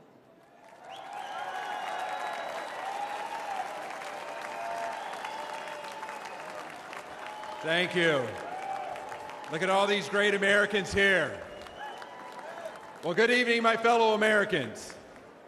My name is Scotty Neal, and I'm a proud United States Army Green Beret veteran. Thank you. And the most important part is I'm a proud veteran entrepreneur. Almost 23 years ago, Al-Qaeda declared war on America September 11th, 2001. Weeks later, Green Berets from the 5th Special Forces Group became the first Americans in uniform to deploy to Afghanistan, and I was one of them. Thank you. Deep in enemy territory, some of us rode on horses. Some of us went further behind the lines to track down the terrorists who killed our fellow Americans. Today, they call us the horse soldiers. Thank you. For the next 17 years, we were on the forefront of this country in Iraq, in Africa. Again and again, we deployed for our fellow Americans.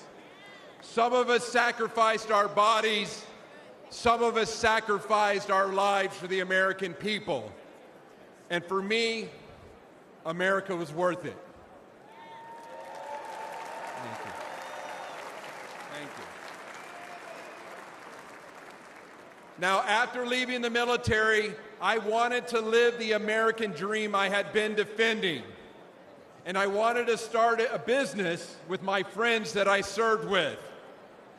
Today, my company's known as American Freedom Distillery, and we make Horse Soldier bourbon.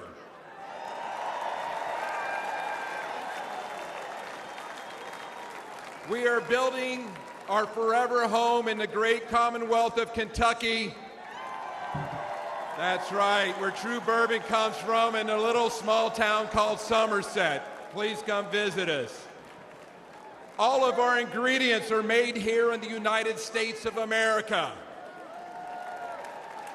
We ensure we hire veterans.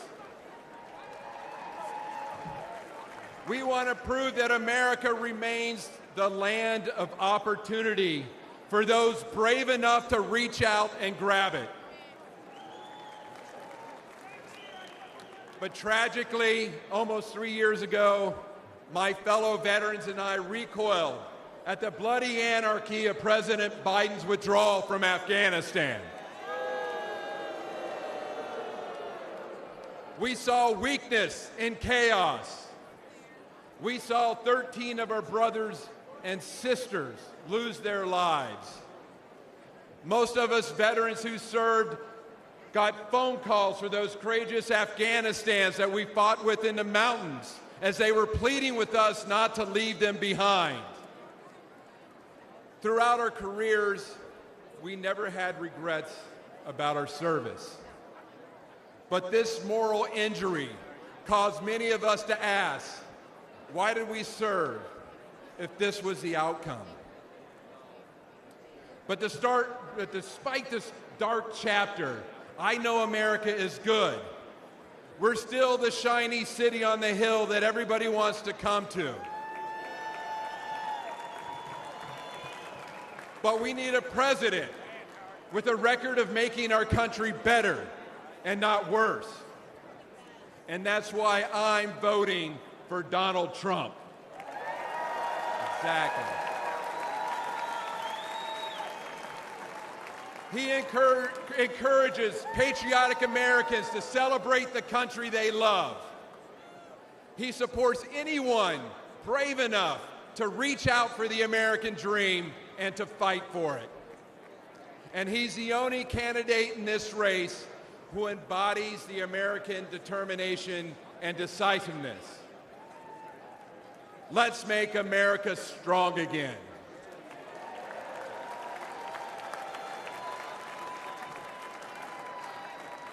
Let's vote for Donald Trump.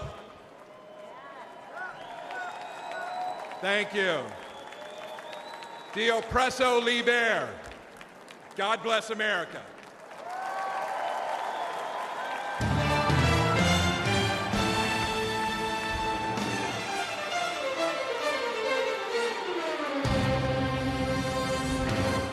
This is a man's world.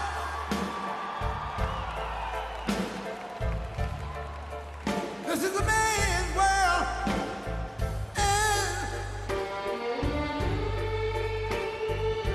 But it wouldn't be nothing. Ladies and gentlemen, please welcome the next President of the United States, President Donald J. Trump.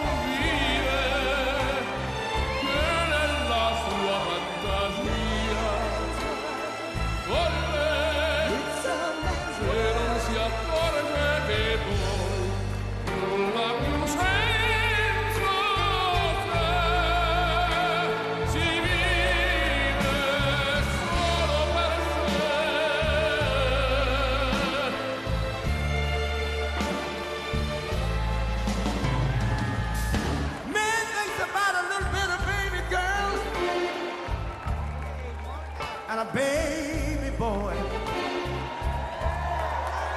Man, make them happy, because man, make them toys.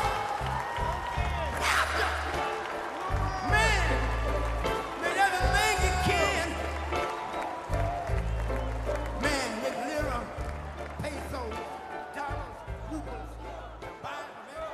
Ladies and gentlemen, please welcome Kimberly Guilfoyle.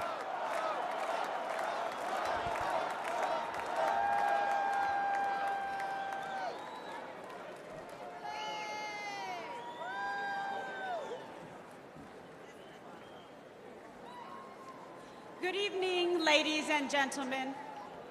Like you, I have spent much of my time the last few days in prayer. And I know that God has put an armor of protection over Donald Trump.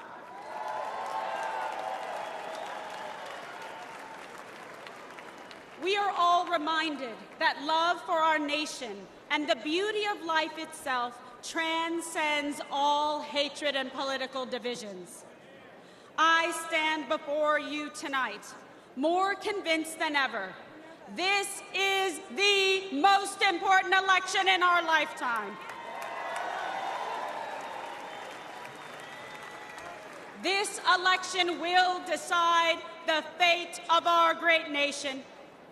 And that is why we must elect President Donald John Trump.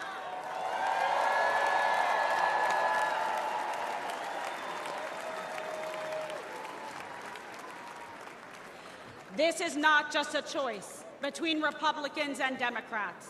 This is a choice between safety or chaos, wealth or poverty, national sovereignty or open borders. This election is a choice between Joe Biden's vision for American weakness and Donald Trump's vision of American greatness.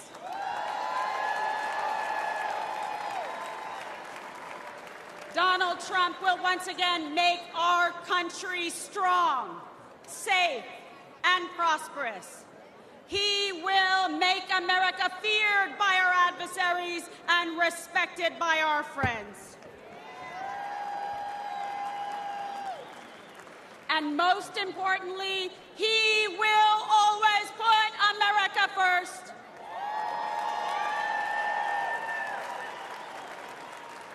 After 4 years of Joe Biden's disastrous America Last agenda, our country is more dangerous, vulnerable, and impoverished than anyone had thought possible. President Trump handed Biden a booming economy and a strong nation. All Joe had to do was leave it alone and take a nap.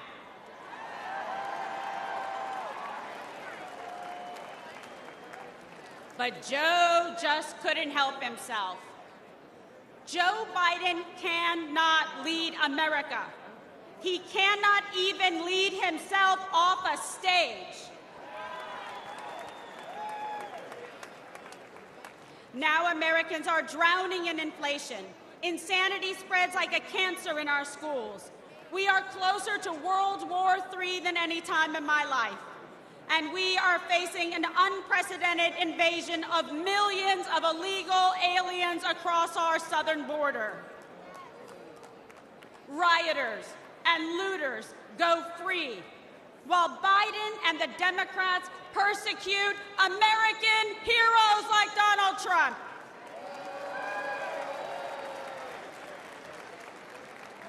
Tens of millions of Americans are made to feel like enemies in our own country. An enemy for wanting to defend our border, for not wanting our children indoctrinated in school, for not wanting to erase our history, for praying to our God, saying what we think, and fighting for what we believe.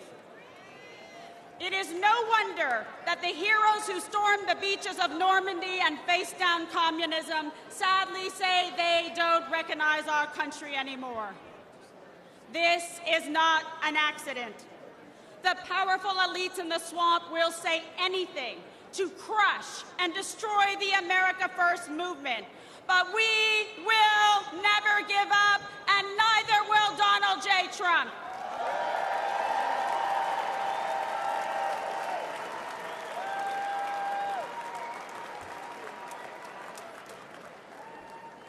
I know I speak for patriots everywhere when I say we are fed up. We are outraged about sex trafficking and drug trafficking across our southern border. We are fed up with the forever wars. We are done being told by the radical left to sit down, shut up, and obey. The Democrat vision for America is governed by fear, hatred, and political oppression.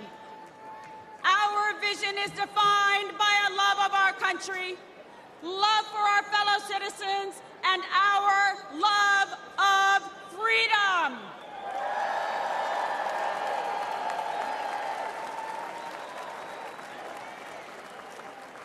In our vision, we will secure the southern border and deport the violent criminal aliens once and for all.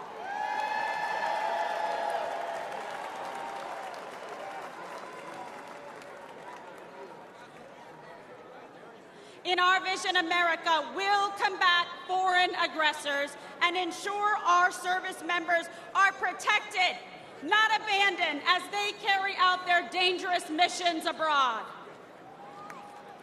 Because we know we can only have peace through strength.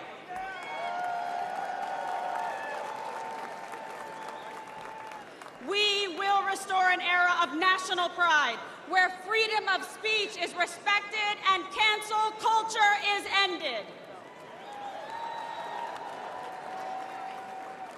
Where high school girls only compete with other girls, not biological men.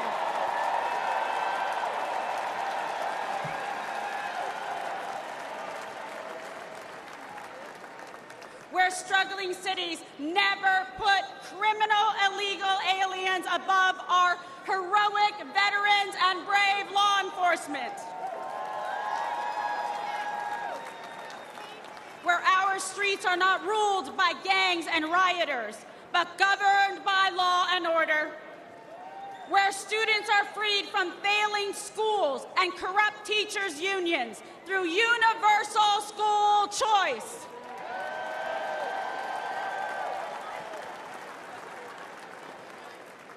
Where our most sacred institutions are not weaponized against political opponents, but are fair, equal, and just. And where we teach our children to love our country, learn our history, and respect our American flag.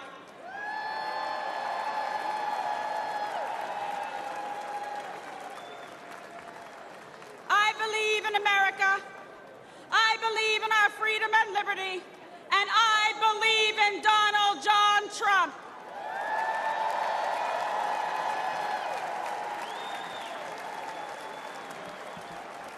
And I want Joe Biden, Kamala Harris, and all of the radical Democrats to know this. We will not be bullied into obedience. We will not cower in silence. We will fight for America because we love America.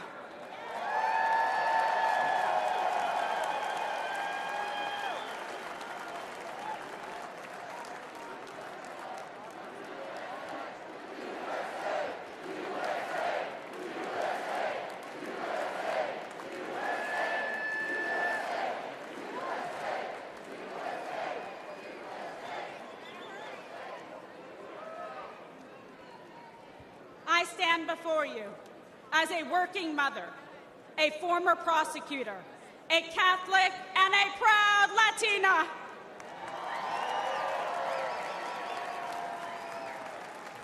I know personally what every American has now seen with their own eyes. I know the measure of the man that stands before us. Donald Trump will never stop fighting for you.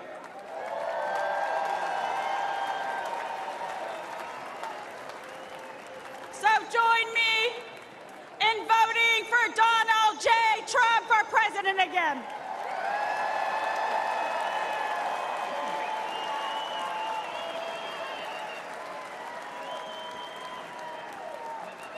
Victory is in our sights. America's future is in our hands. America's destiny is in our control. And America's prosperity is in our hearts and souls. America, this is your moment. Will you stand for President Trump? Rise up! Rise up! Ladies and gentlemen, lovers of liberty and freedom and the American dream, this is our last chance to make America great again. God bless you. God bless President Trump. And may God bless America.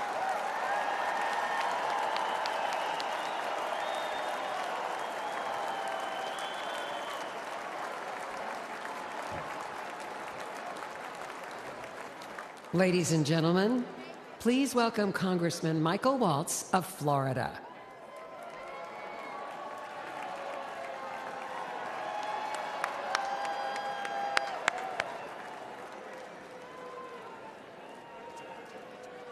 I am so honored.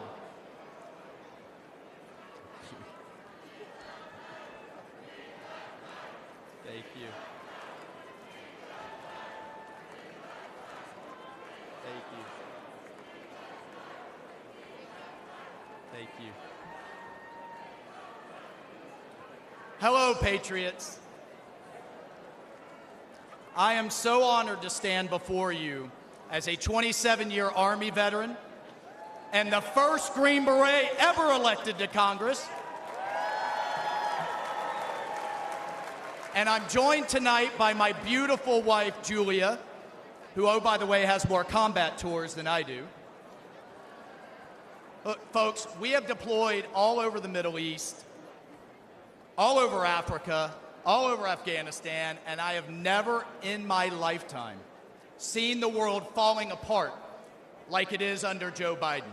And that's because under President Trump, we had a president who defeated ISIS, broke Iran, stood with Israel, always stood with our allies, made China pay. You didn't see any spy balloons under President Trump, did you? He deterred Russia. You know what he told Putin? You try anything, and I'll take the tops off the Kremlin. And he didn't dare, did he? He did under Obama, he did under Biden, but not under Donald J. Trump. He diffused North Korea. And importantly, he got our hostages home and didn't pay billions of dollars to get our Americans back. And here's my favorite part about Donald Trump, the commander-in-chief. He sat across the table from the bureaucrats and the generals and said, if you don't give our troops what they need, you know what he told the generals? You're fired. You're out of here. We're cleaning house. Everything takes too long, costs twice as much, and delivers half of what our troops need. And what do we have today? What do we have today with President Biden? What's he focused on? He's focused on pronouns. He's focused on renaming bases. He's focused on DEI. And here's my favorite. He's focused on building electric tanks. Has anybody seen any charging stations in the Middle East for the Biden's electric tanks? And here's what I can tell you straight up in combat. Our enemy's bullets, listen to me folks, our enemy's bullets could give a damn about black, white, or brown, or about religion, or about gender, or about anything else. The only colors that matter in the foxhole are the red, white, and blue, baby. That's the only thing that matters. That's the only thing our military should care about. And that's the only thing our fellow soldiers care about. And that's the only thing President Trump cares about. Now, I want to tell you a story about the man, the leader, the commander-in-chief, that is Donald J. Trump. We all remember Biden's disgraceful withdrawal from Afghanistan, the debacle and the stain on our national conscience that was.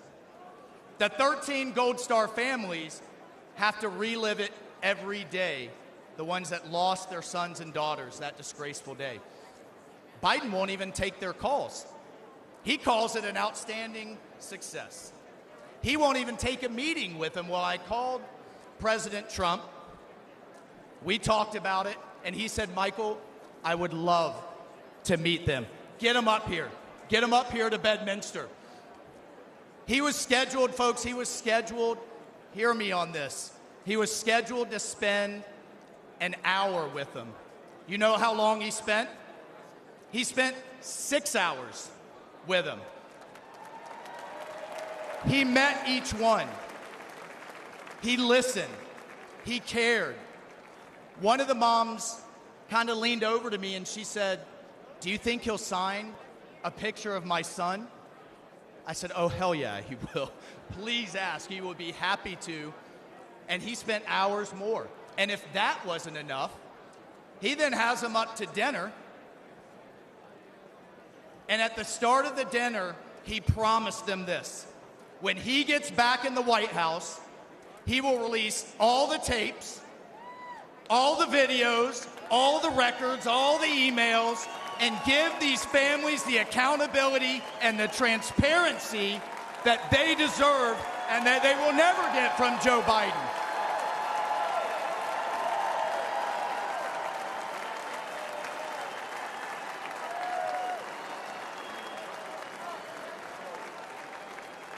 And then God bless this man. This is why I love this man so much. He had them laughing. He had these moms that have been through so much crying. He had them, I love this, we saw DJ Trump in action playing Sinatra, playing Phantom of the Opera. He had these moms dancing with their husbands. 2 of them came up to me afterwards and said, this was the best thing that had happened to them since they had lost their sons. That night with President Trump. Mr. President,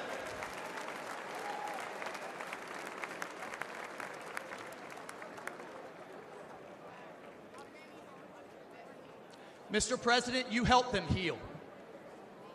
And I will forever, and they will be forever, and America will forever be grateful to you for that.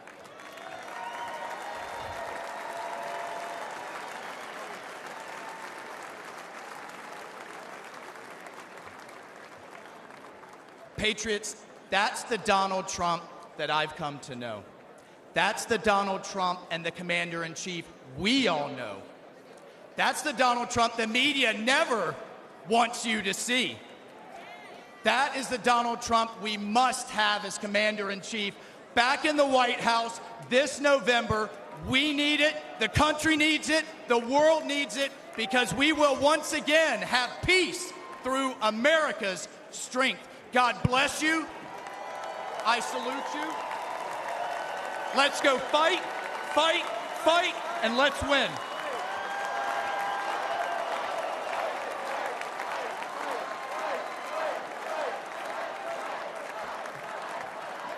Ladies and gentlemen, please give your solemn attention to the following video presentation honoring our nation's Gold Star families.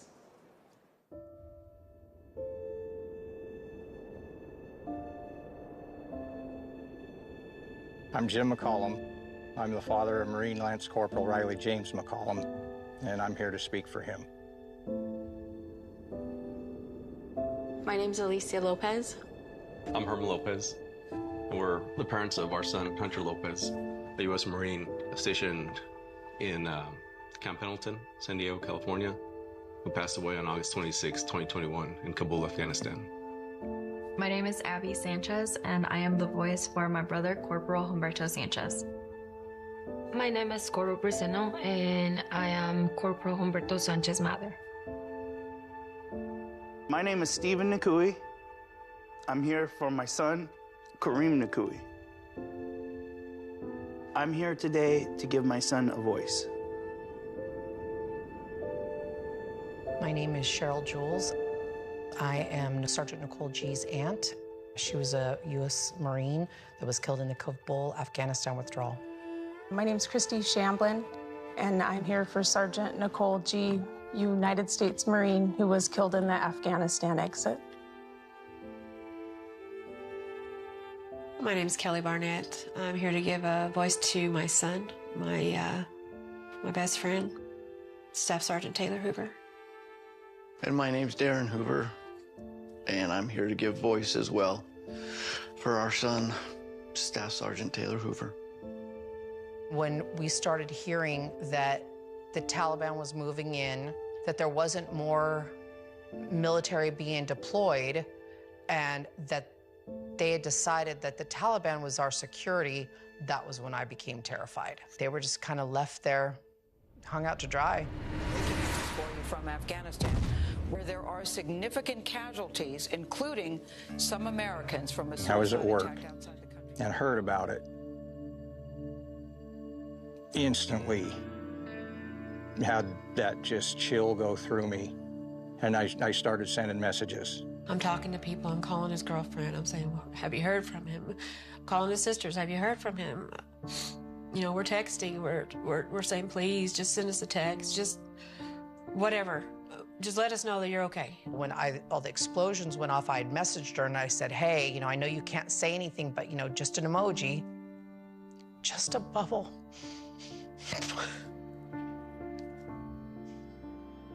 And then 3:30 in the morning that night, I got the knock on the door. You know, there's no other reason 2 Marines are standing on your door. Right away, they told you, we have news about your son, and he just passed away.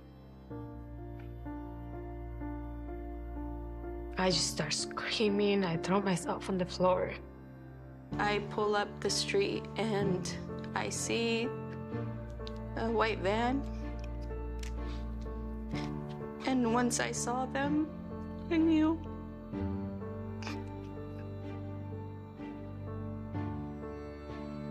It's surreal.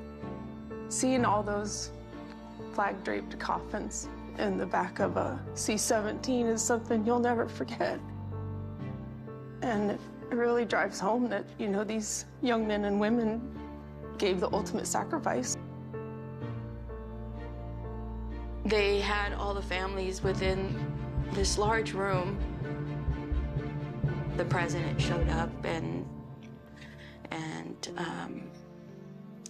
that was, it wasn't what I was expecting. You know, this guy's sitting across from me on that tarmac, and he keeps looking at his watch. Biden did not want to be there. I don't know what he wanted to do, but he did not want to be there. He looked at his watch multiple times. I saw it 3 times. He didn't say anything about Riley. And to this day, he has yet to say those 13 kids' names. And that makes me so upset because those kids were serving their country. Those kids, they were giving their life for this country. And I always said they were thinking that their commander-in-chief was gonna have their back because they were fighting for this country, and that didn't happen. The administration, the White House, our president has never once mentioned their names, not one of them. Honestly, I don't feel like Joe Biden cared. He just had no empathy for us at all. I do think incompetence played a huge factor in what happened. Bad decision, bad leadership, and it all starts at the top. Joe Biden should not be leading this country. There was no point in making that hard deadline August 31st. It was 100% a political stunt. He let my son down. He let the 13 down.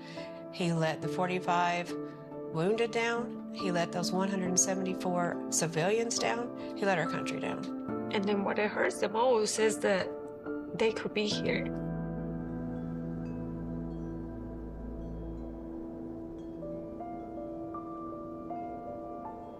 We fully understand we can't bring back our kids, but there are thousands and thousands more out there that are going to come home the same way if something doesn't change. We're the United States of America. We can do better by our men and women that are risking their lives for this country. We can do better for them than that.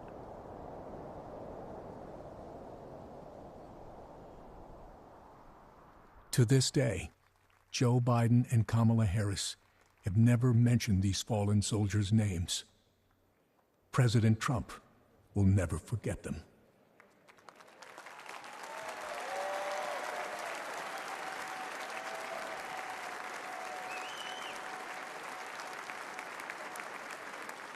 Ladies and gentlemen, please welcome to the stage the Gold Star families of our fallen heroes.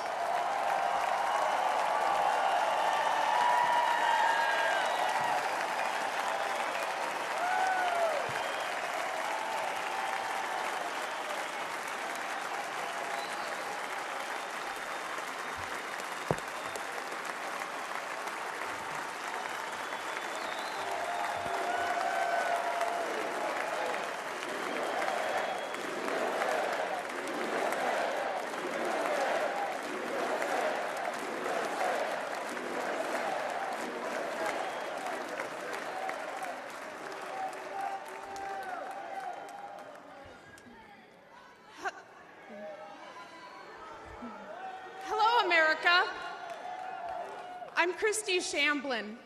My daughter-in-law, Sergeant Nicole Leanne G.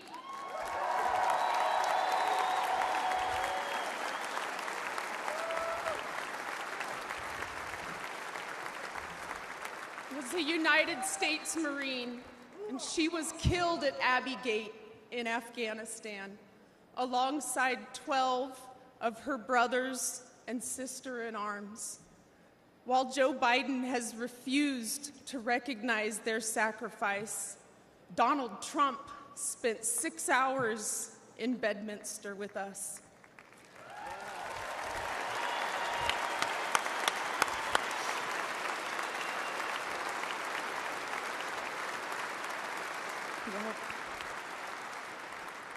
He allowed us to grieve. He allowed us to remember our heroes. Donald Trump knew all of our children's names. He knew their stories, and he spoke to us in a way that made us feel understood, like he knew our kids. Donald Trump carried the weight for a few hours with me.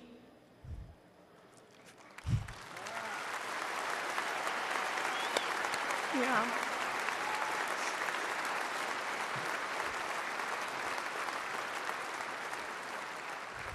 And for the first time since Nicole's death, I felt I wasn't alone in my grief. Thank you.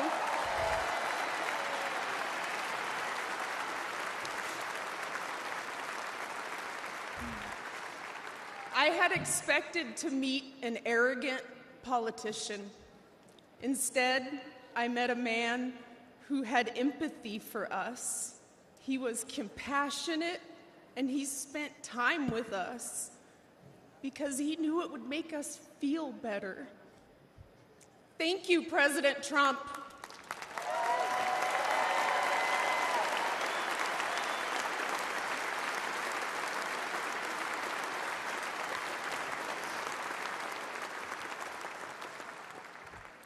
I'm Cheryl Jules, Nicole's aunt. Joe Biden said the withdrawal from Afghanistan was an extraordinary success. An extraordinary success. Look at our faces. Look at our pain and our heartbreak. And look at our rage. That was not an extraordinary success. The humiliation of our nation was not an extraordinary success.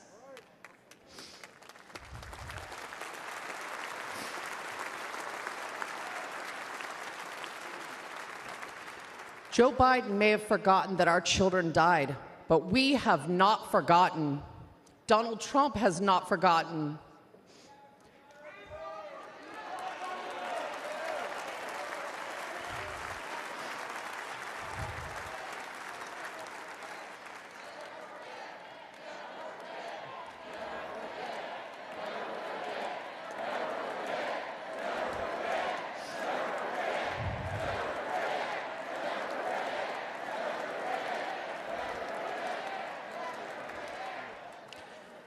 Joe Biden owes the men and women that served in Afghanistan a debt of gratitude and an apology.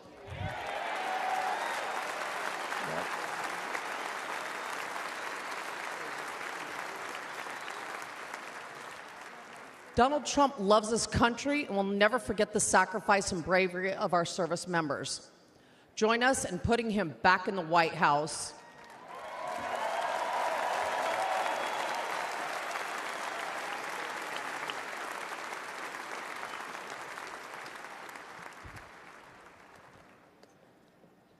I'm Alicia Lopez, and this is my husband, Herman. Our son, Corporal Hunter Lopez, whose name Joe Biden has refused to say out loud, was killed on August 26, 2021. He died during Joe Biden's disastrous withdrawal from Afghanistan. Hunter was 22 years old and planned to come home to California after his tour to follow in our footsteps. Herman and I work for the Riverside County Sheriff's Office.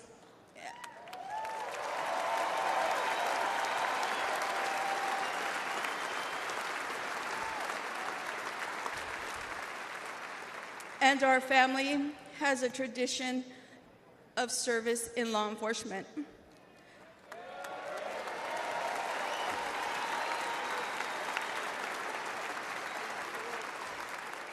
Hunter was excited to carry it on. Instead, in the nearly 3 years since Hunter's been gone, there has been silence. Silence from that empty space at the dinner table, where Hunter would have joined his brothers and sister and us for family gatherings. And there has been a deafening silence from the Biden and Harris administration.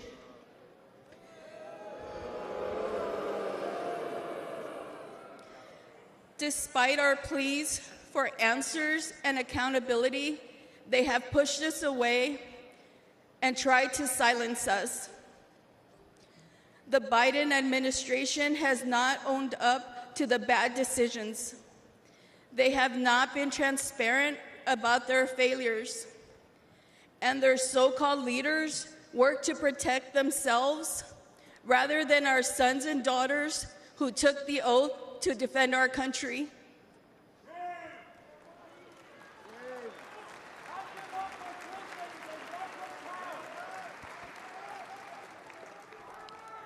Thank you. When Hunter and the other service members' bodies were returned to the U.S. in Dover, Delaware, Joe Biden met the plane. But he made the occasion more about his son, lost to cancer, than our sons and daughters, lost on his watch. Worse than that, he has never said their names out loud.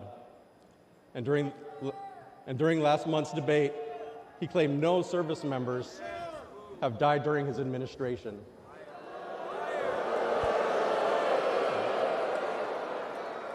None. That hurt us all deeply. So Alicia and I are here to say the names of all 13 service members who lost their lives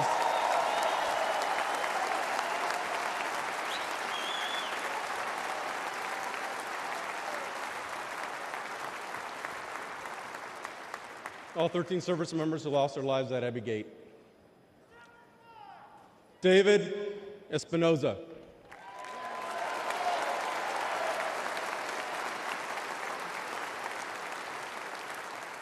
Nicole G.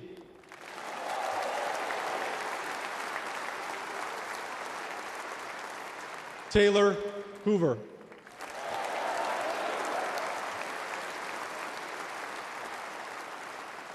Ryan C. Knaus.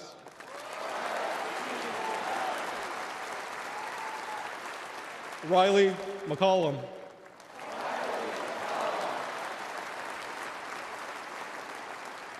Dylan Marola.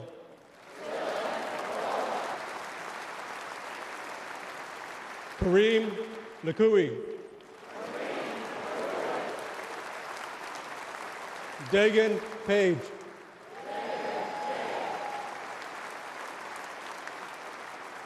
Johani Pichardo.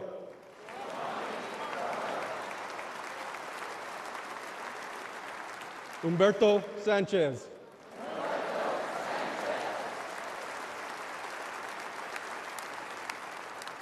Jared Schmitz.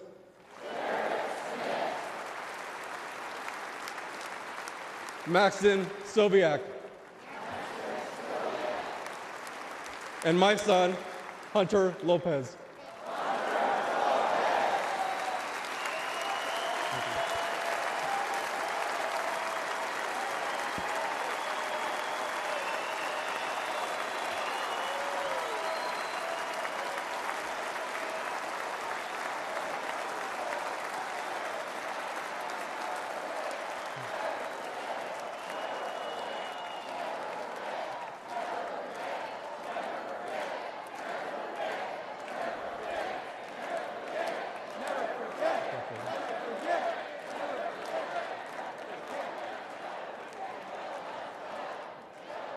Joe Biden has to go. He failed the American people. He failed the Afghan people and our military service members. He failed our family, and he failed Hunter. Donald Trump has a proven record of keeping the peace and honoring those in uniform.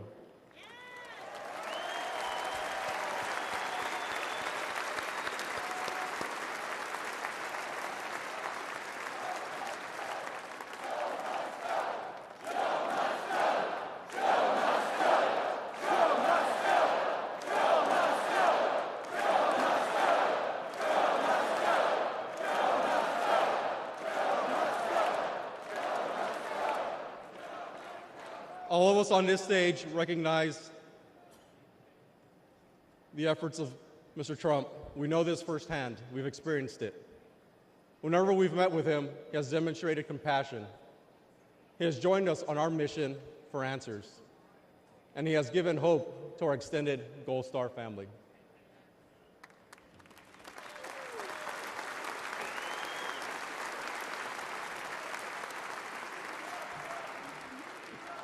Now, we have another son serving in the Army.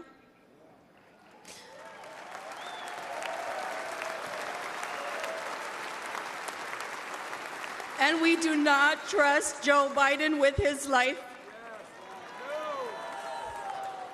We have faith that Donald Trump to lead our military. Please join us in supporting Donald Trump for President and Commander-in-Chief.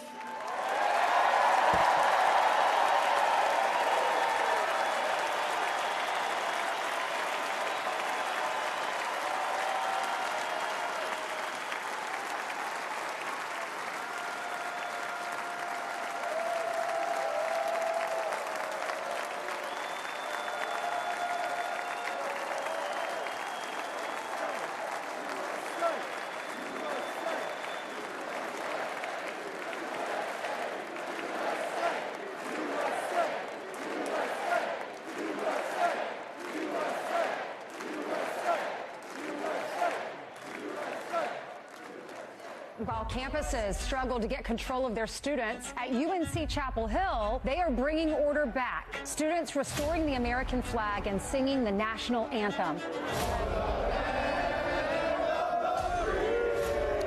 Protesters began to take down the American flag, and that's when the guys stepped in. Patriotic fraternity brothers stepped in and said, "Not today, Hamas." The group of frat brothers defended the American flag from anti-Israel protesters. I held the Israeli flag, and they held up the American flag while protesters chanted at us, screamed at us. I was told to kill myself about 50 times, called a white supremacist, a fascist. They protected the flag for an hour. They were pelted with bottles and rocks. But they stood strong. I think the most popular college students right now are the ones at UNC. God bless those UNC frat guys for taking down the Palestinian flag and putting up Old Glory. Giving us some hope woke there, that not all college students have gone woke. They should be celebrated for, and what be more rare is their bravery, their willingness to stand up and exhibit that patriotism and protect America. All is not lost. In every corner of America, there are many people that love this country. I'm very proud of these boys and very, very proud that we have parents that are raising good kids like this in our country. I love America. There are still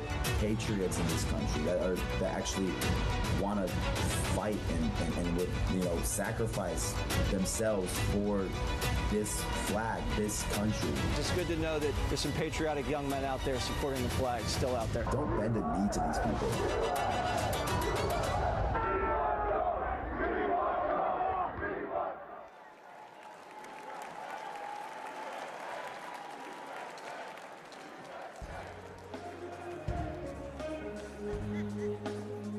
Ladies and gentlemen, please welcome country music star Brian Kelly and Anthony McGahee and Praise Motivated Choir. Granddaddy came back from war with a purple heart and a couple scars. A lot more like him out there never made it home, but they ain't gone. And old glory don't ever get old. She's the greatest stories ever been told. You can try, but you can't take it, can't break this American spirit, that red, white, and blue. It's flying for freedom, for me and for you. It's what I believe in, this country I love. That American spirit runs in our blood. That American spirit. Ladies and gentlemen, please welcome the fraternity brothers from the University of North Carolina, Chapel Hill, who protected our American flag. Service members and the brave defenders, the up dogs and the first responders, the early stripers and the giggle lifers, all running on. American spirit, that red, white, and blue. It's flying for freedom, for me and for you. It's what I believe in, this country I love. The American spirit runs in our blood. The American spirit.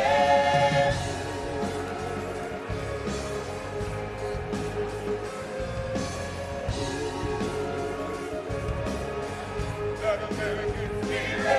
Oh, in every big city and all the small towns, hats come off when the flags come out. Every mom and pop shop flying them proud. You can't take down American spirit, that red, white, and blue. It's flying for freedom, for me and for you. It's what I believe in, this country I love. The American spirit runs in our blood. Come on. Oh, in every big city and all the small towns, hats come off when the flags come out. Every mom and pop shop flying them proud. You can't take down American spirit. Oh, American spirit.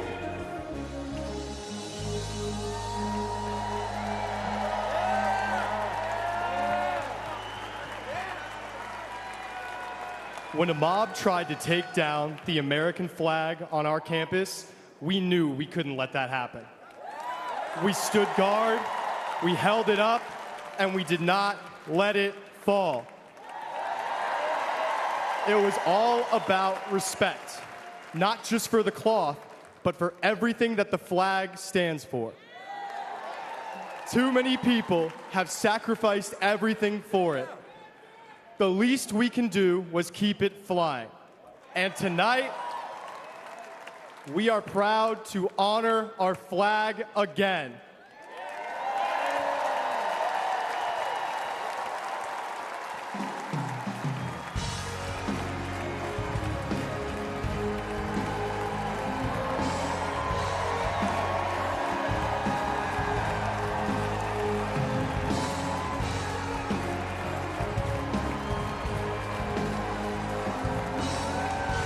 First day that we take back the White House from crooked Joe Biden, the worst president in the history of our country.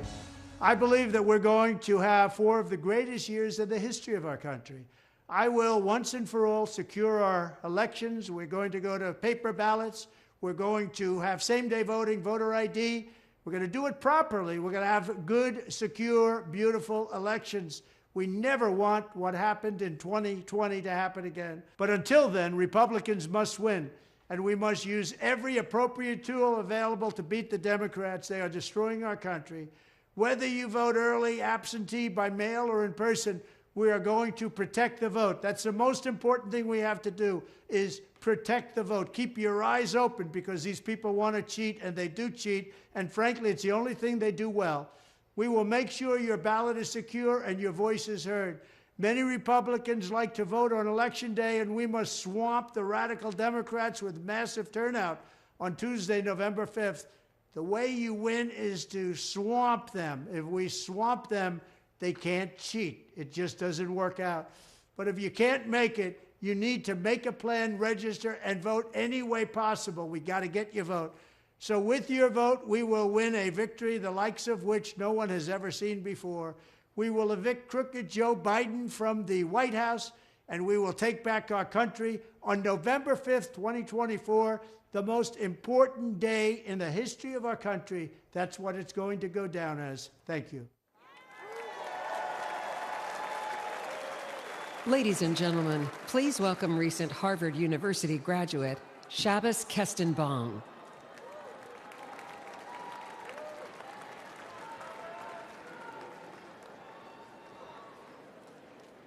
My name is Chabas Kenbong.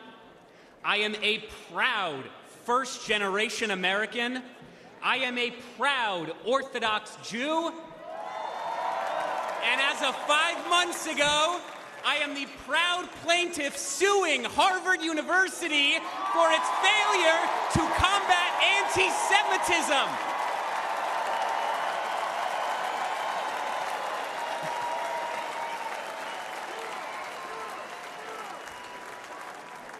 I came to Harvard to study religion, the foundation of Western civilization. What I found was not theology, but a contempt for it. My problem with Harvard is not its liberalism, but its illiberalism. Too often, students at Harvard are taught not how to think, but what to think. I found myself immersed in a culture that is anti-Western, that is anti-American, and that is anti-Semitic.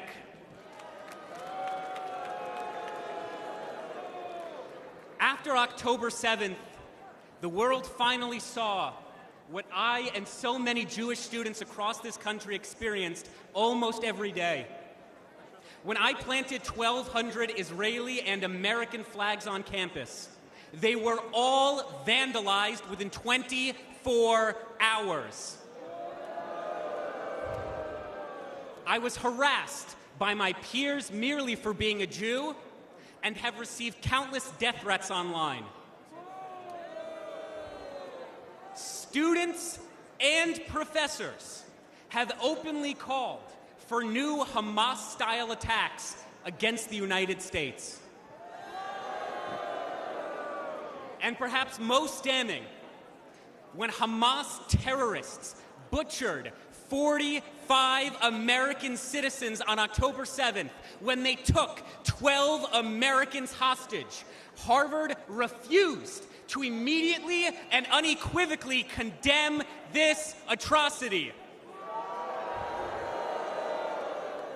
My fellow Americans, the anti-Semitic bigotry, unfortunately, extends far beyond the universities. Although I once voted for Bernie Sanders, I now recognize that the far left has not only abandoned the Jewish people, but the American people.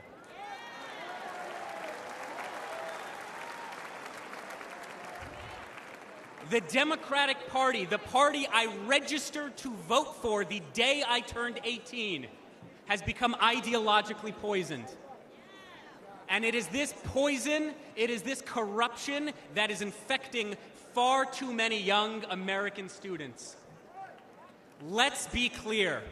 The far left's anti-Semitic extremism has no virtue, and the radicalism on our campuses and on our streets has no moral legitimacy.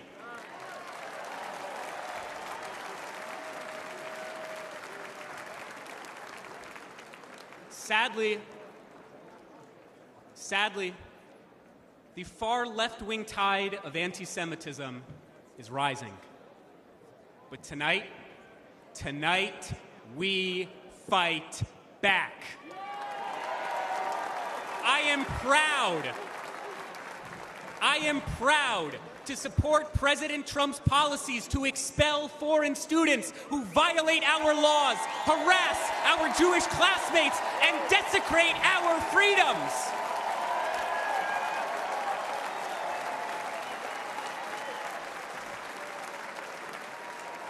Let's elect a president who will instill patriotism in our school once again. Let's elect a president who will confront terrorism and its supporters once again. Let's elect a president who recognizes that although Harvard and the Ivy Leagues have long abandoned the United States of America, the Jewish people never will, because Jewish values are American values, and American values are Jewish values. God bless the United States. God bless the land of Israel. God bless, protect, and return the American hostages in Gaza now.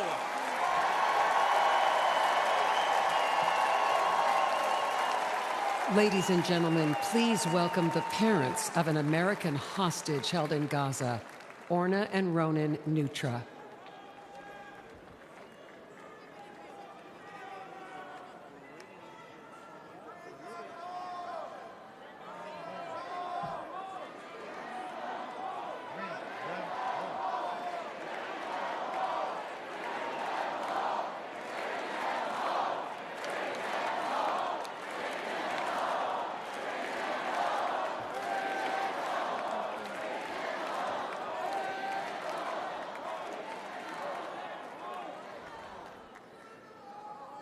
Our son, Omer, is an American citizen.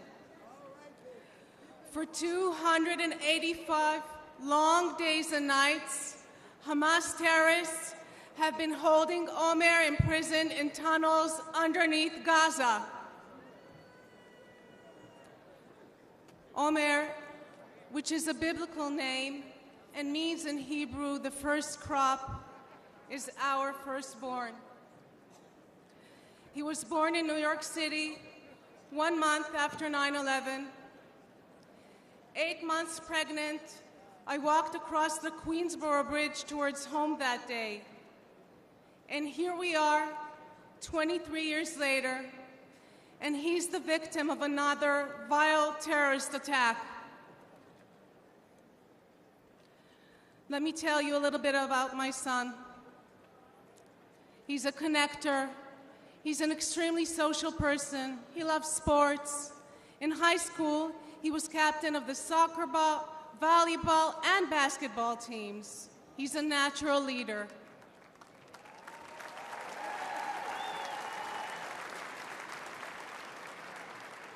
And he cares deeply about others and about helping them grow. He turned 22 on October 14, 2023. And instead of celebrating with us and with his friends, he spent his birthday as a hostage of Hamas terrorists. Imagine, over 9 months, not knowing whether your son is alive, waking up every morning, praying that he too is still waking up every morning, that he is strong and is surviving. I recite Psalm 23 in his merit every single day. Gam ki elech begei tzal mavet, lo erara ki ata imadi. I walk through the shadow of the valley of the shadow of the death. I will fear no evil, for thou art with me. Thy rod and thy staff, they comfort me. Bring them home. Bring them home. Bring them home. Bring them home. Bring them home.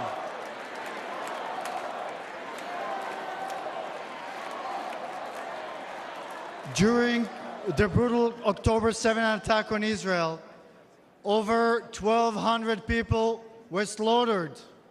Of them, 45 were American citizens. Where is the outrage?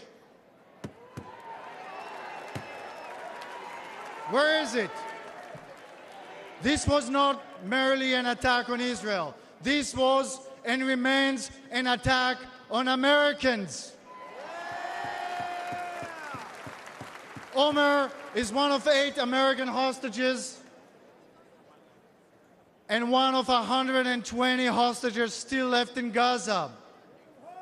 Citizens of 24 countries and 5 different religions, still held by Hamas, denied basic human needs, their lives threatened every day. President Trump called us personally right after the attack when Omer was taken captive. We know he stands with the American hostages. We need our beautiful son back. And we need your support. We need your support to end this crisis and bring all the hostages back home.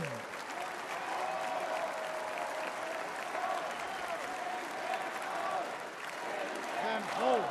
Bring them home. Bring them home. Bring them home. Bring them home. Omer, we love you. We won't stop fighting for you. Say it with us. Bring them home. Bring them home. Bring them home. Thank you, everybody. God bless Israel and God bless America.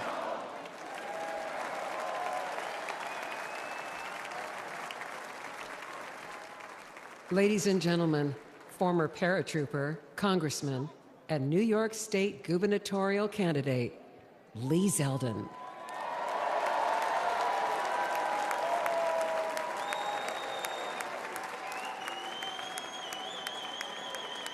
Hello, Wisconsin. I'm Lee Zeldin from New York.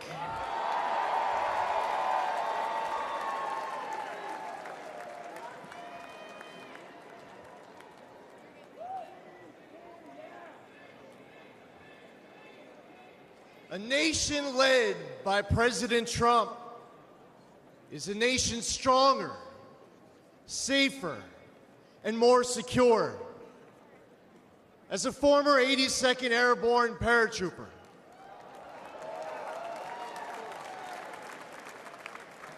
I want a military focused on being the world's greatest fighting force, not its biggest social experiment.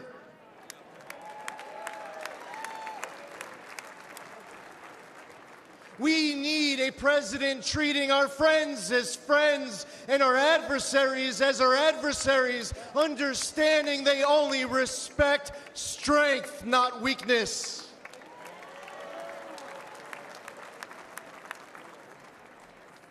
I was on the House Foreign Affairs Committee under 3 presidents, but only one ended wars without starting new ones. President Donald Trump.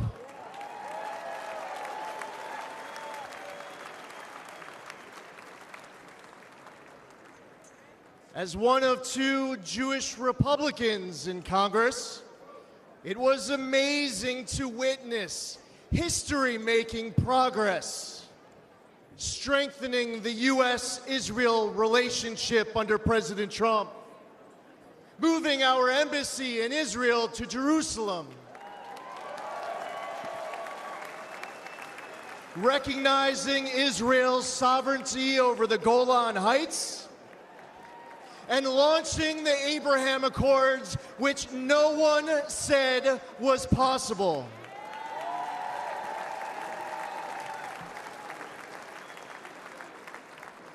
Soleimani and the ISIS caliphate were eliminated. President Trump withdrew from the Iran deal, stopped those insane ransom payments, and crippled Iran with maximum pressure.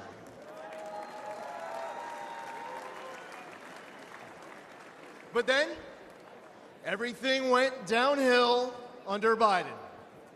Yes, the guy who advised Obama not to take out Osama, Joe Biden advised against the mission that killed Osama bin Laden.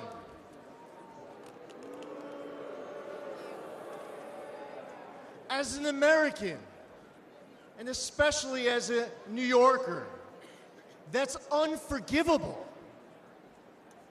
Even in his prime, he had bad judgment. And it's only gotten worse with age. We cannot count on Biden to make this kind of crucial 3 a.m. decision. Heck, we can't rely on him at 3 in the afternoon.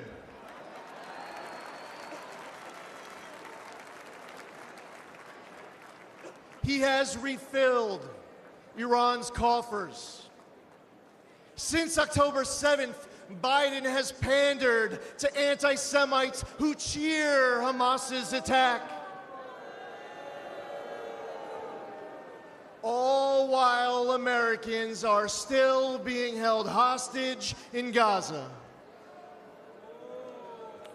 Biden turned 13 Blue Star families into Gold Star families with his fatal withdrawal from Afghanistan, and then he lied about it during last month's debate, claiming that no service members had died under his watch.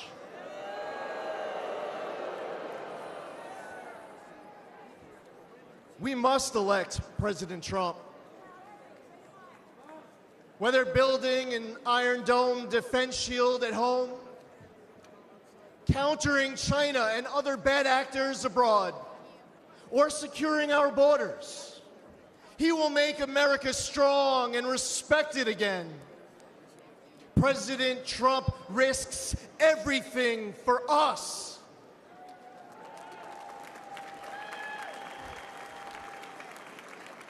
We need him back in the White House now more than ever before.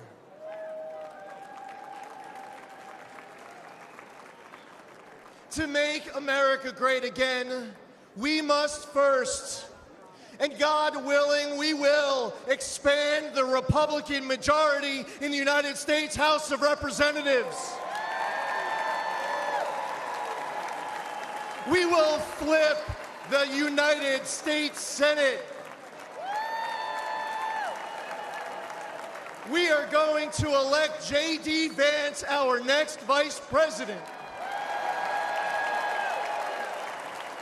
And we will make Donald J. Trump the 47th president of these United States.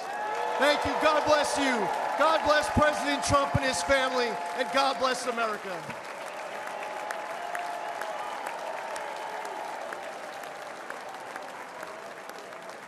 We are gathered here on freedom's altar, on these shores, on these bluffs, on this day 75 years ago. 10,000 men shed their blood and thousands sacrificed their lives for their brothers, for their countries, and for the survival of liberty. Those who fought here won a future for our nation. They won the survival of our civilization. These men ran through the fires of hell, moved by a force no weapon could destroy. The fierce patriotism of a free, proud, and sovereign people. And they showed us the way to love, cherish, and defend our way of life for many centuries to come. And our children and their children will forever and always be free.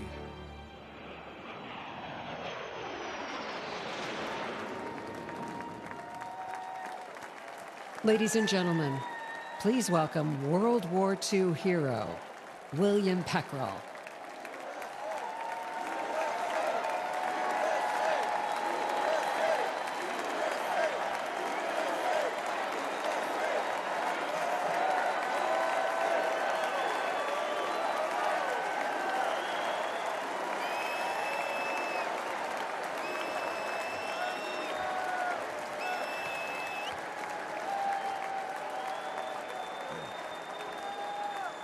Thank you very much. My name is Bill Pekol. I'm a proud Wisconsinite. I'm a proud husband of 76 years old to my wife, Rosemary. I'm a father of 11 children.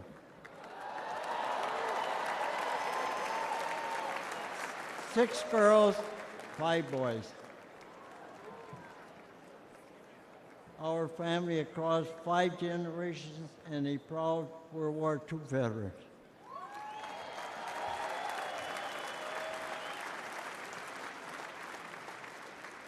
I'm 98 years old.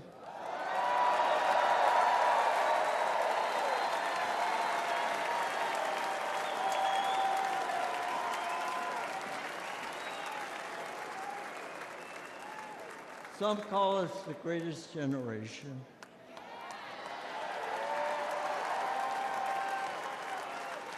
That's an honor, considering America is the greatest nation in the history of the world.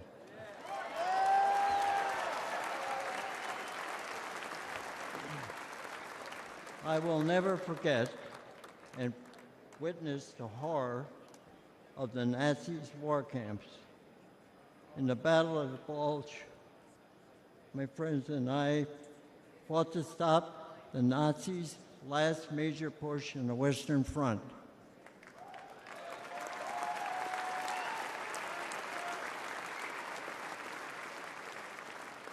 A few months later, Hitler was dead. The Nazis were defeated.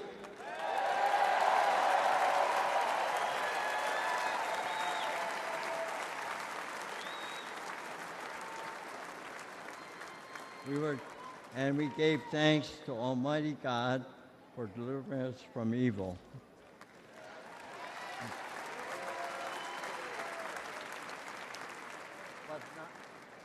But not many of us came home. I still miss a lot of my friends on that beach. And there were many of us left. There aren't many of us left today. But for us, those of us who are here, that America is still worth fighting for.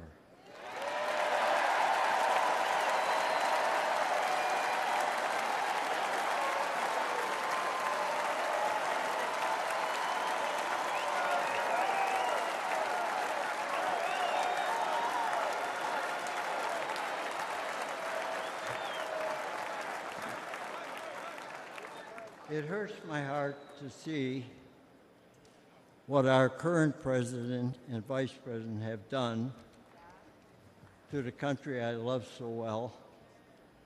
They humiliated us in Afghanistan. We pushed around in China. Terrorists run wild in the Middle East. And they let our own southern border get overrun.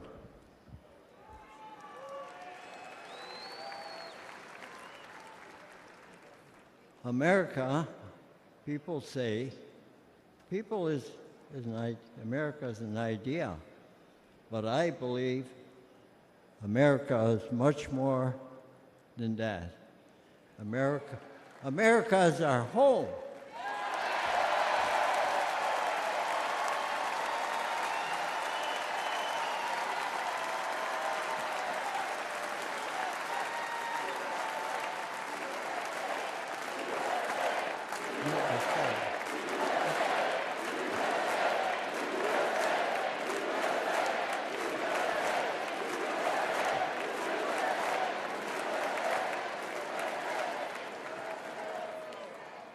You know, when I was fighting in Europe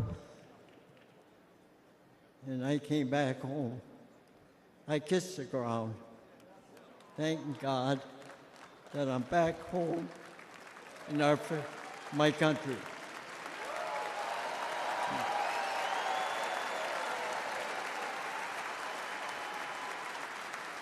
And where I come from, when somebody comes for me or my home, you dig in your boots in the ground and never look back.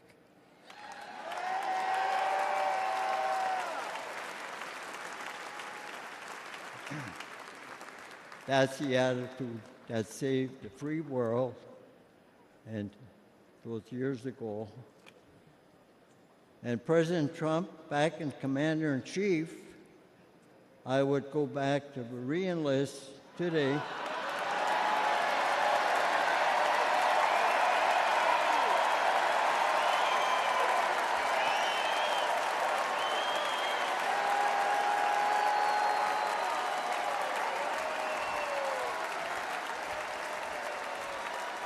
And I would storm whatever beach my country needs me to fight again. God bless you. God bless our home and the United States of America.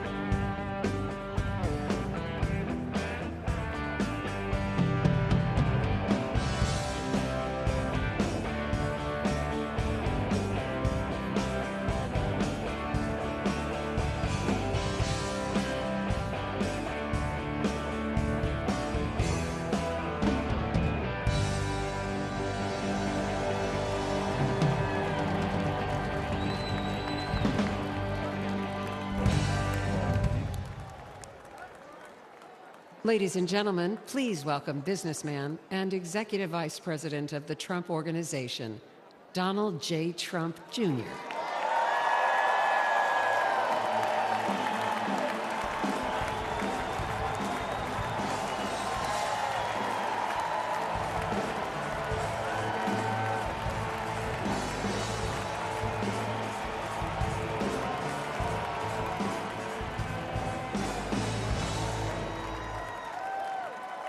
Good evening, America.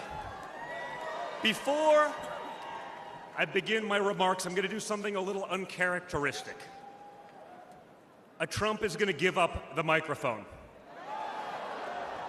Doesn't happen often. You may never see it again. But I got a call on Monday morning from a young lady who said, "Dad, I want to speak at the RNC."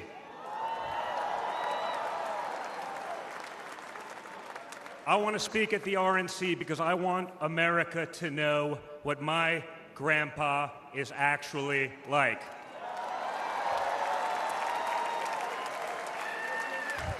So for the first time ever on a stage, first time ever giving a speech, I want to bring out my eldest daughter and the eldest granddaughter of the President of the United States, your favorite president, Kai Madison Trump.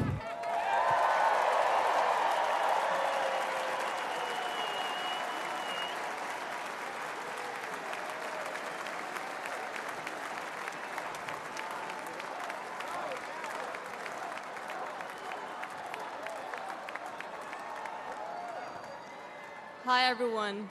My name is Kai Madison Trump. I am the granddaughter of Donald Trump. I'm speaking today to share the side of my grandpa that people don't often see. To me, he's just a normal grandpa. He gives us candy and soda when our parents aren't looking. He always wants to know how we're doing in school. When I made the high honor roll, he printed it out to show his friends how proud he was of me.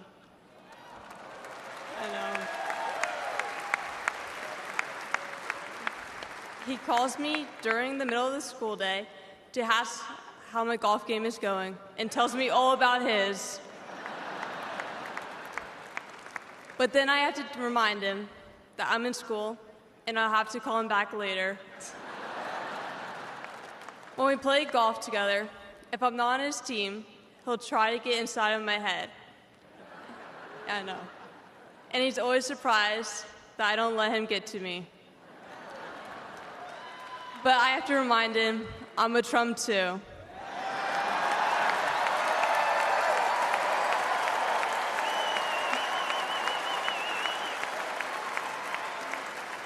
Even when he's going through all these court cases, he always asks me how I'm doing. He always encourages me to push myself to be the most successful person I can be. Obviously, he sets the bar pretty high, but who knows, maybe one day I'll catch him. On Saturday, I was shocked when I heard that he has been shot, and I just wanted to know if he was okay. It was heartbreaking that someone would do that to another person. A lot of people have put my grandpa through hell, and he's still standing.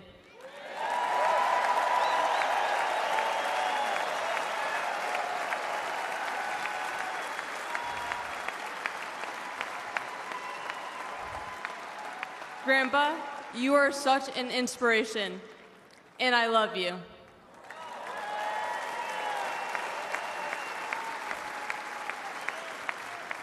The media makes my grandpa seem like a different person, but I know him for who he is. He's very caring and loving. He truly wants the best for this country, and he will fight every single day to make America great again. Thank you very much.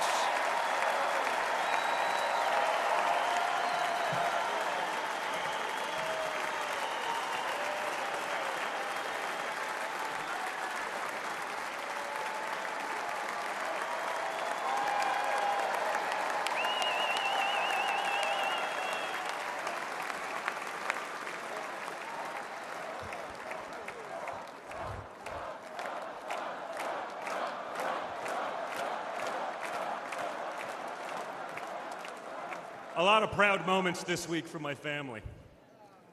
Thank you again, guys. Really appreciate that. That's not easy. That's the first time. I mean, this is what we call a large crowd for a speech, so incredible work, Kai. Now, back to business. Guys. Thank you, sir. Tonight we gather here in Milwaukee at one of the most crucial moments in American history. Just days ago, something that once seemed unimaginable became a terrifying reality. My father came under literal fire as an incredible, patriotic rally turned into a tragedy. On a field in Butler, Pennsylvania, a brave firefighter died. Others were injured, and as those bullets rained down, we came millimeters away from one of the darkest moments in our nation's history. But we did lose an American hero that day. We wish that he were with us tonight. But his memory will live on forever in the hearts of his family, his community, and the nation that he loved.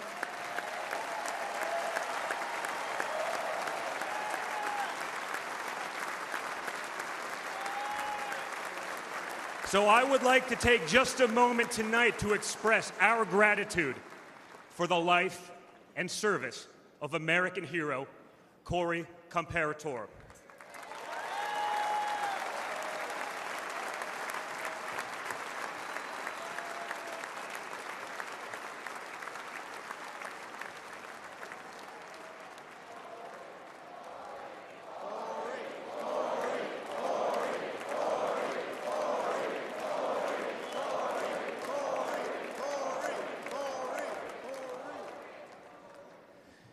They say you can't truly know how you'll respond in a moment of danger until you're actually confronted with it. So what was my father's instinct as his life was on the line? Not to cower, not to surrender, but to show for all the world to see that the next American president has the heart of a lion.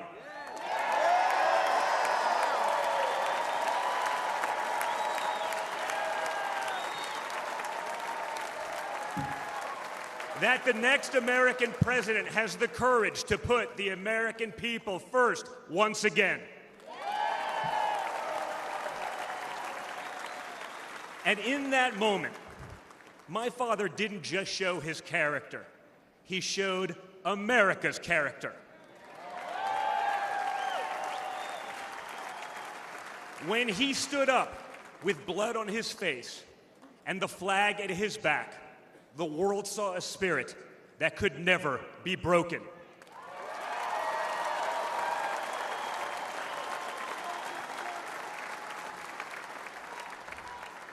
And that is the true spirit of America. America knows what it's like to be down. We know what it's like to be confused and to be afraid. Long before the attempt on my father's life, every American I met was filled with fear and anxiety. They were afraid our country was being torn apart. They were anxious about the massive and chaotic invasion of illegal aliens across our border. They were deeply concerned about partisan lawfare, education indoctrination, and attacks on freedom of speech. Most terrifying of all, they saw that our leaders didn't care, or worse, that they joyfully aided and abetted the erosion of our rights. And the lies. Oh, yeah, the lies. We won't ever forget the lies. From left-wing politicians, from their allies in the media, when you hear them in a row, you fully understand the extent they have gone to divide this great nation. They lied about Russia collusion. They lied about Hunter's laptop. They lied about Joe Biden's fitness for office. They lied about the border being secure. They lied about inflation being transitory. They lied about how they would safely withdraw from Afghanistan. They lied about Biden being a, quote, moderate. And they told one nonstop lie after another about my father. But they could only run away from reality for so long. All hell has broken loose in America, and it's impossible to hide anymore.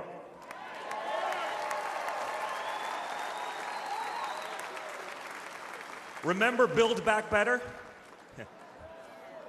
Instead, we got broke, bumbling Biden. Nothing is built, nothing is back, and nothing is better. Bridges are collapsing. Our credibility is crumbling, and our money is worth less and less every single day. It was just one giant bait and switch, and normal Americans are the ones left holding the bag. Housing costs, gasoline prices, grocery bills just keep going up. Wave after wave of illegal aliens, deadly drugs keep pouring across our border. Meanwhile, pro-crime district attorneys have turned our cities into giant crime zones. They've turned criminals into victims, prosecutors into criminal defense attorneys, and police into public enemies. Left-wing activists are pretending to be educators, teaching our kids that there are 57 genders, but they can't even define what a woman is. On one hand, they think free speech protects their right to expose your children to explicit drag shows. On the other hand, they want to put you in jail for making a meme. It's like the entire world has been turned upside down. Does any of this sound like a country that's going in the right direction? And honestly, who is actually running the country anyway?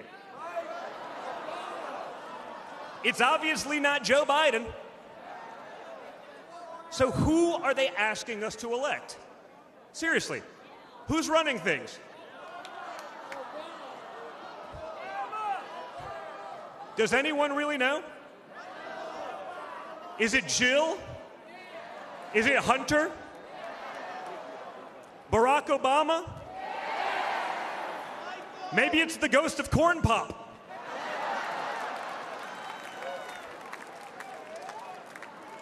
Whoever is running the show, the only thing they are effective at is persecuting my father. They twisted, contorted, and corrupted the criminal code to turn bookkeeping errors into felonies. They concocted new legal theories out of thin air. They imposed gag orders on my father because the last thing a defendant should be able to do is defend himself, right? They punished him for merely speaking the truth. They say they hate Vladimir Putin, but it sure seems like they've spent a lot of time copying his playbook.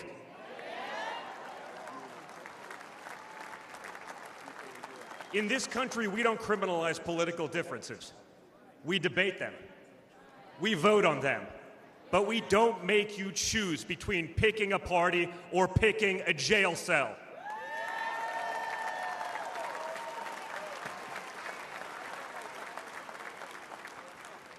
There was a time when the Democrats really wanted what was best for America, even if they had a different way of getting there. It was the party of Franklin Roosevelt, John F. Kennedy, Martin Luther King Jr. You may have disagreed with that party, but at least you could respect it. But this new extreme Democrat Party, they want us to somehow believe that the only way forward is going backwards, where hiring decisions are based solely on race, where justice is only for those with the right opinions, where streets are a luxury only for the elite, where economic opportunity exists only when you know the right people. Right now, the America we all grew up with, the America that we love, feels like an old photograph where you sit down with your children and tell them what life used to be like. You look back at that America and remember a country that was confident and proud, an America that knew who it was and what it stood for. And it could all feel like a distant memory. Somewhere along the way we stumbled. Somewhere along the way we lost ourselves. But we can't live on nostalgia. Yes, America was great, but our greatest days are yet to come.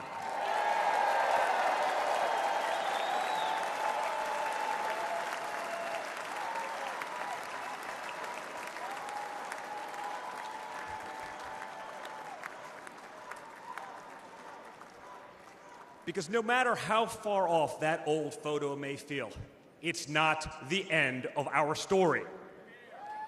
We're like that man who stood on that platform and felt the bullet pierce his flesh just days ago in Pennsylvania.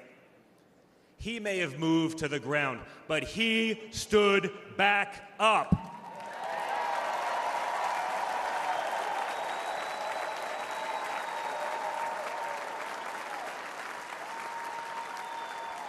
And when he did, my father raised his fist into the air. He looked out at the crowd. And what did he say?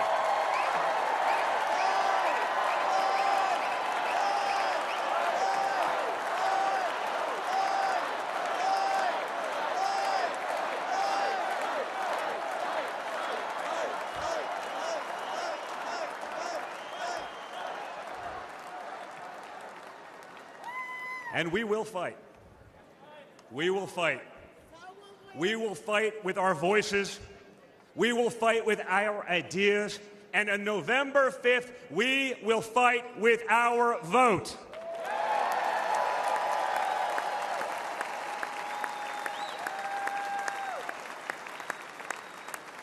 I've always been proud of him, but I've never been prouder of my father than I was in that moment.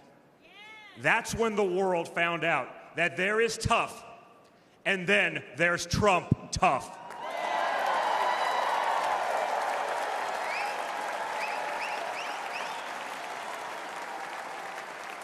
And the good news is, America is Trump tough.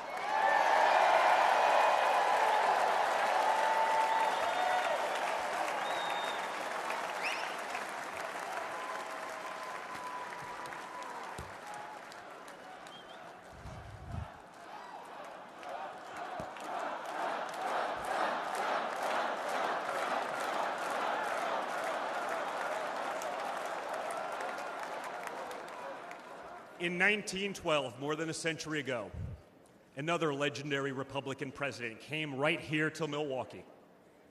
At a political rally less than 1 mile from where we stand tonight, Teddy Roosevelt was struck by a would-be assassin's bullet.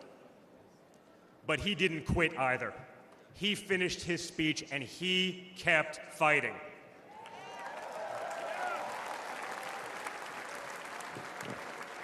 My friends, I don't believe in coincidences, but I do believe in God's plan.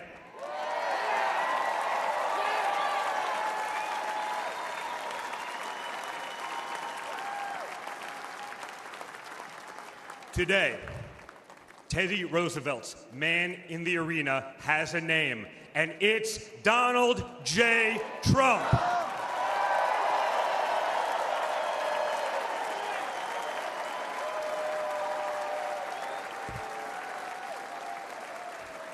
Remember, my father didn't have to run for re-election this year. He doesn't need the money, the fame, the power. Frankly, he doesn't need the witch hunts, the phony investigations, or the political prosecutions either. But he knew he had to run if there was any chance at saving America.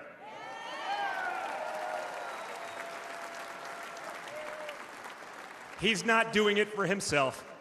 He's doing it for everyone here tonight, for everyone watching at home.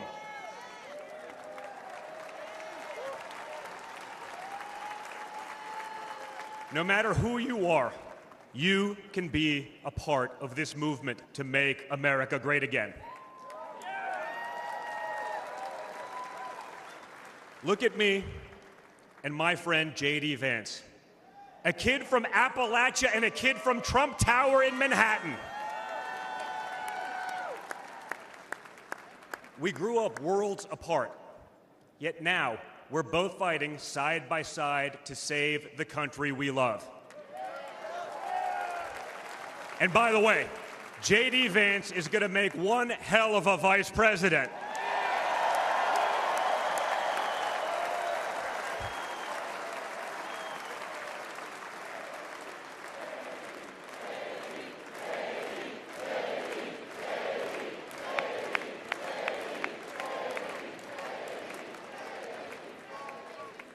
For those of you who have tuned out politics or have never even voted, I want you to know, if you're looking for a better life, a more prosperous future, a safer, more wholesome and patriotic place to call home, there's room for you in this party and in this movement.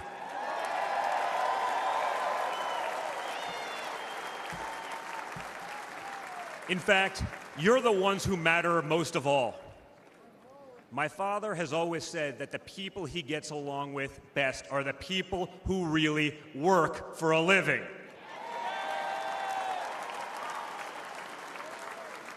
It's because of his background as a builder in construction, right?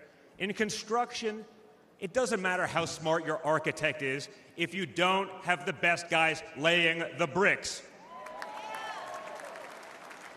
People with grit, people who get their hands dirty. That's a big problem with Washington, D.C.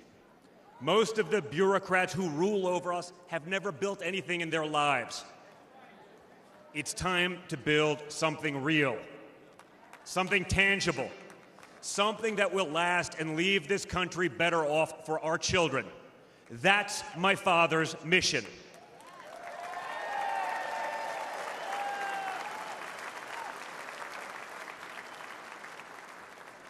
This November, we have a choice. It's a choice between one team that wants to build this country up and another that wants to tear this country down. It's a choice between people who are proud of America and people who are ashamed of America. And ultimately, it's a choice between America last and America first.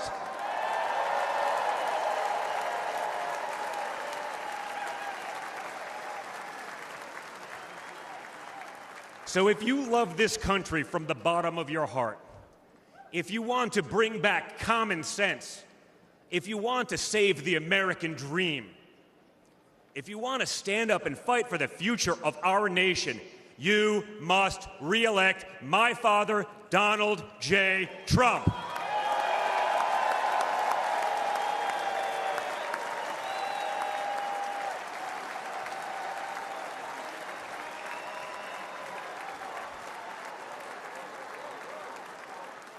Together, we will make America great once again.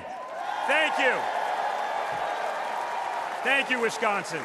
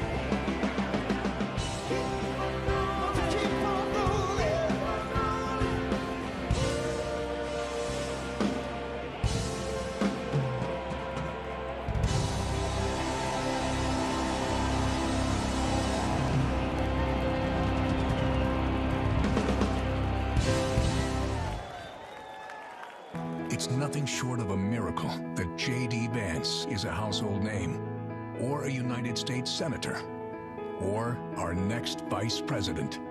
But here he is, born into poverty, his family torn apart by drug addiction. No money, no prospects, no future. J.D. joined the Marine Corps, used the GI Bill to attend college, then went to Yale and earned a law degree and shared his heartbreaking story in a best-selling book. Only in America is this story possible. But today, for many families, the American dream is now gone. And this is the team tough enough to bring it back. J.D. Vance understands that working families have become the forgotten families. Under Biden, wages are going down while prices skyrocket, forcing the majority of Americans to live paycheck to paycheck. Working families will have J.D. Vance fighting for them. Seniors, J.D. will have your backs too. No more deciding between putting food on your table and paying for the prescriptions you need. As a husband and father, J.D. knows the importance of fighting for a parent's right to protect their children. And you can count on this Marine to stand up for our soldiers who put their lives on the line for their country every day. J.D. Vance's story is one of perseverance, of duty, of commitment to what's right. It's an American story, and it's just getting started.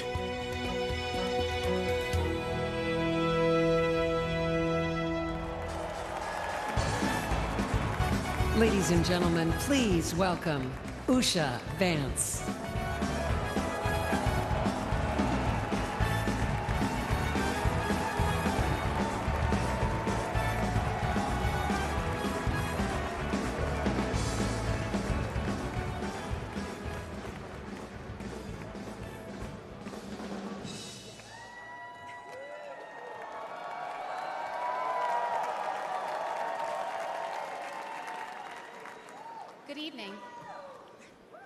Good evening.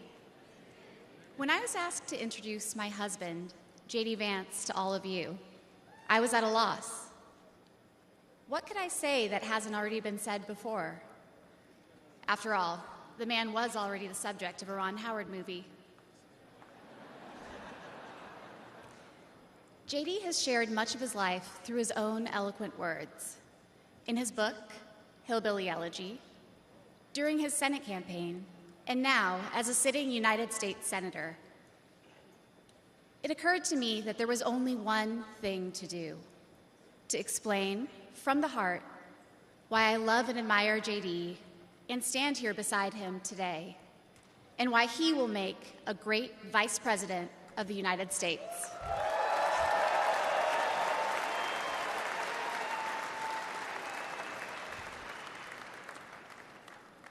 I met J.D. in law school when he was fresh out of Ohio State, which he attended with the support of the GI Bill. We were friends first because, who wouldn't want to be friends with J.D.? He was then, as now, the most interesting person I knew. A working-class guy who had overcome childhood traumas that I could barely fathom to end up at Yale Law School. A tough Marine who had served in Iraq, but whose idea of a good time was playing with puppies and watching the movie Babe. The most determined person I knew with one overriding ambition: to become a husband and a father, and to build the kind of tight-knit family that he had longed for as a child. My background is very different from J.D.'s. I grew up in San Diego, in a middle-class community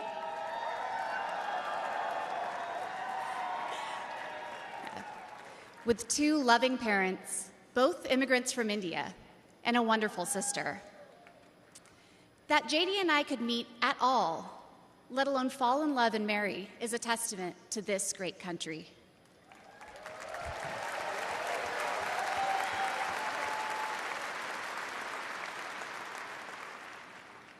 It is also a testament to J.D., and it tells you something about who he is.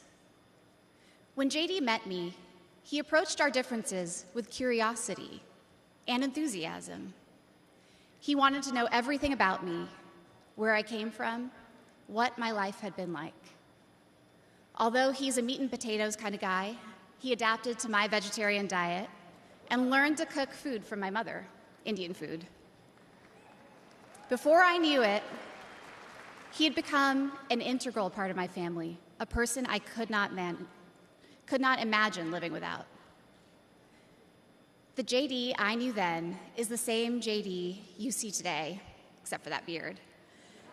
And his goals in this new role are the same that he has pursued for our family: to keep people safe, to create opportunities, to build a better life, and to solve problems with an open mind.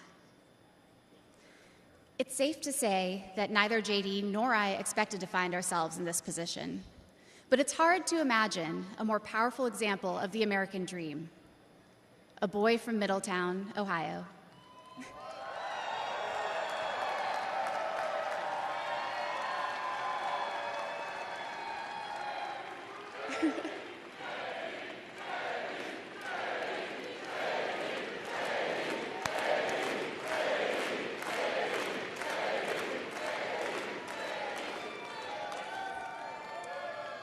Raised by his grandmother through tough times, chosen to help lead our country through some of its greatest challenges. I am grateful to all of you for the trust you have placed in him and in our family. And with that, it is my great privilege to introduce my husband and the next Vice President of the United States, J.D. Vance.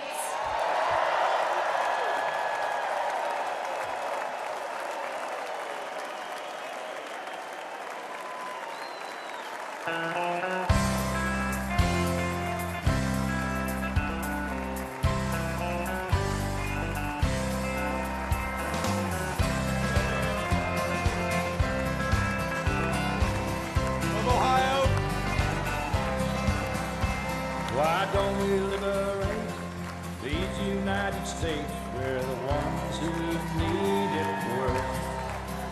Let the rest of the world help us for change, and let's rebuild America first. Thank you. Our highways and bridges are falling apart. Who's blessed? Who has been cursed? There's things to be done all over the world, but let's rebuild America first. Thank you. Thank you. Please. Wow. Wow.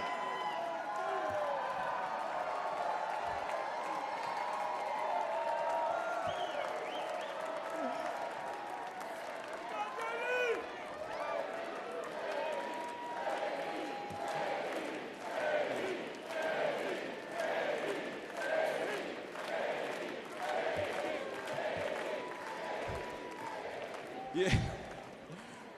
First of all, aren't I a lucky guy? Isn't she lovely? Isn't that amazing?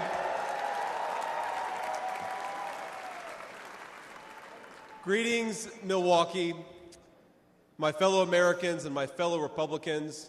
My name is J.D. Vance from the great state of Ohio.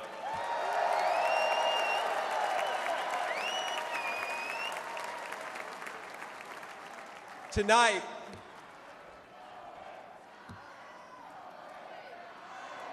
O-H-I-O, O-H-I-O.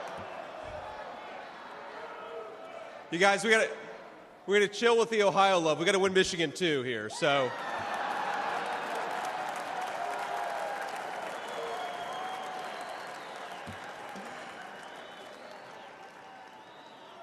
My friends, tonight is a night of hope, a celebration of what America once was, and with God's grace, what it will soon be again.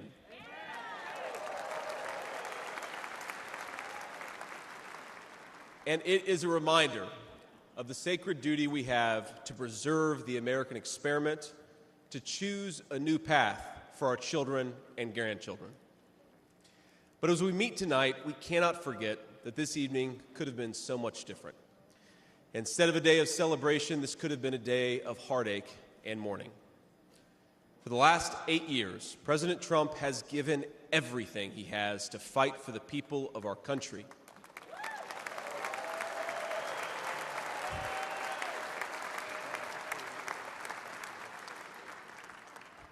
He didn't need politics, but the country needed him. Did it? Now, prior to running for president, he was one of the most successful businessmen in the world.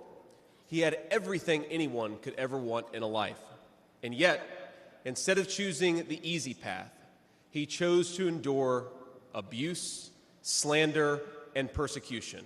And he did it because he loves this country.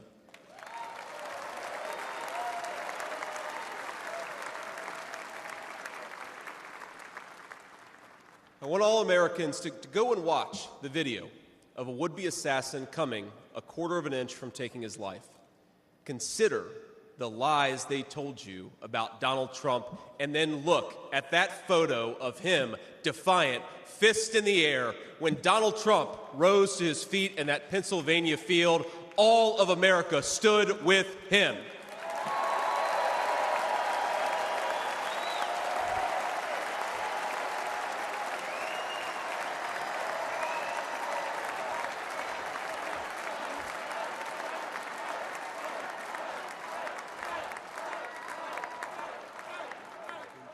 And what did he call us to do for our country? To fight for America. Even in his most perilous moment, we were on his mind.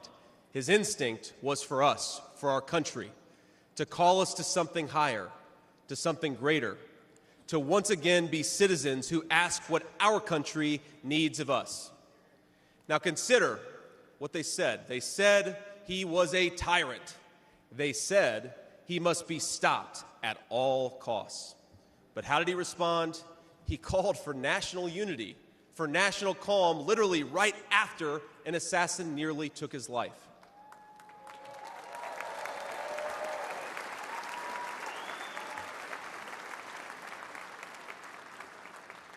He remembered the victims of the terrible attack, especially the brave Corey Compertori, who gave his life to protect his family. God bless him. And then President Trump flew to Milwaukee and got back to work.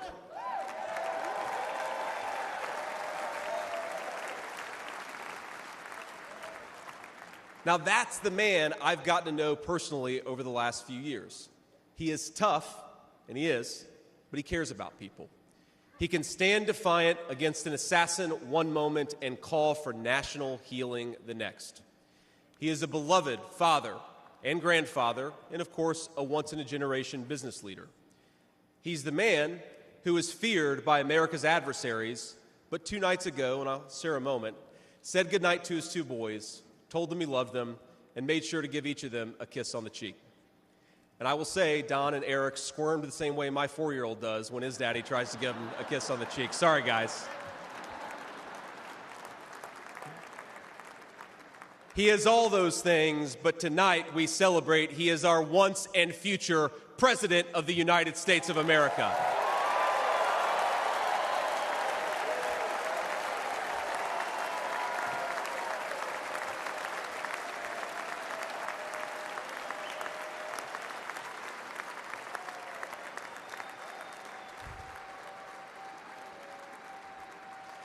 Now,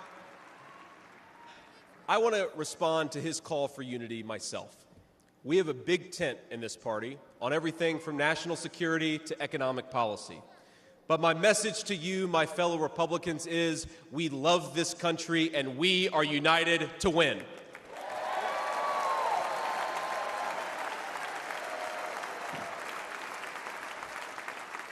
Right. Now, I think our disagreements actually make us stronger. That's what I've learned in my time in the United States Senate, where sometimes I persuade my colleagues and sometimes they persuade me.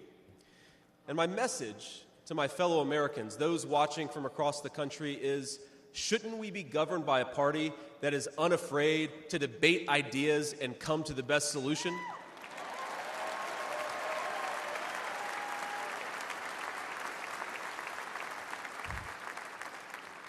That's the Republican Party of the next 4 years, united in our love for this country and committed to free speech and the open exchange of ideas.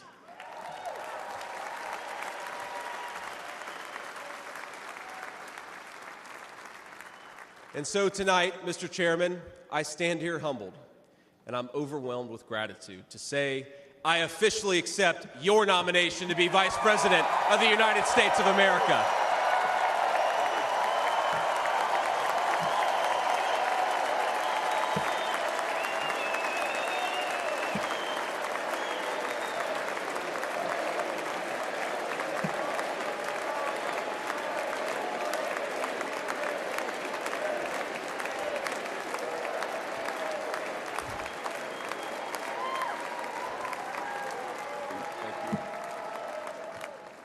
Now, never in my wildest imagination could I have believed that I'd be standing here tonight.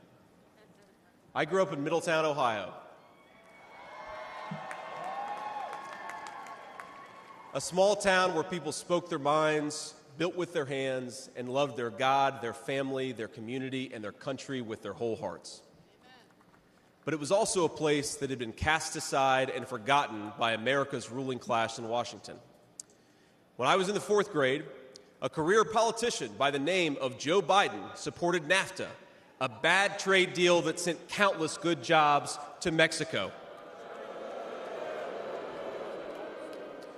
When I was a sophomore in high school, that same career politician named Joe Biden gave China a sweetheart trade deal that destroyed even more good American middle-class manufacturing jobs. When I was a senior in high school, that same Joe Biden supported the disastrous invasion of Iraq, and at each step of the way, in small towns like mine in Ohio or next door in Pennsylvania or Michigan, in states all across our country, jobs were sent overseas and our children were sent to war. And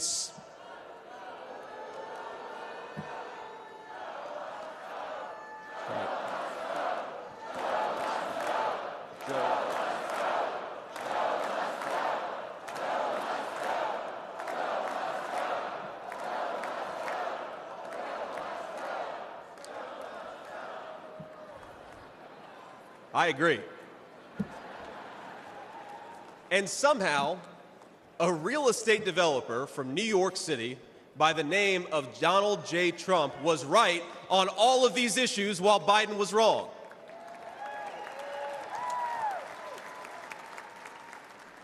President Trump knew even then that we needed leaders who would put America first.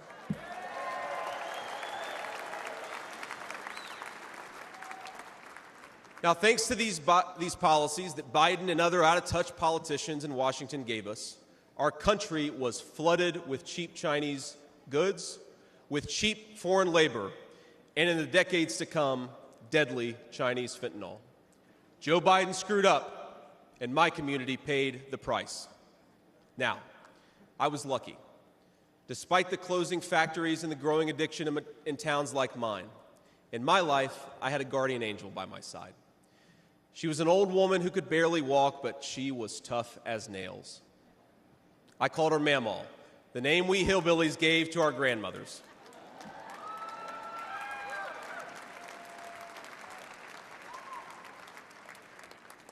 Mamaw raised me as my mother struggled with addiction. Mamaw was in so many ways a woman of contradiction. She loved the Lord, ladies and gentlemen. She was a woman of very deep Christian faith.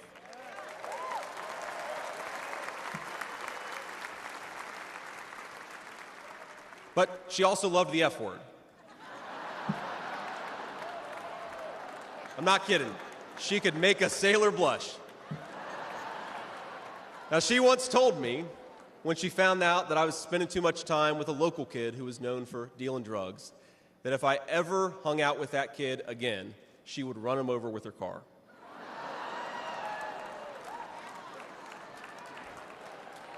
That's true.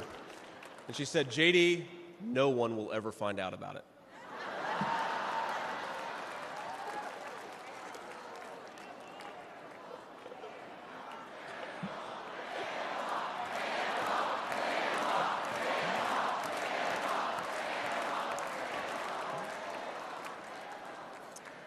Now, thanks to that mammal, things worked out for me. After 9/11, I did what thousands of other young men my age did in that time of soaring patriotism and love of country. I enlisted in the United States Marines.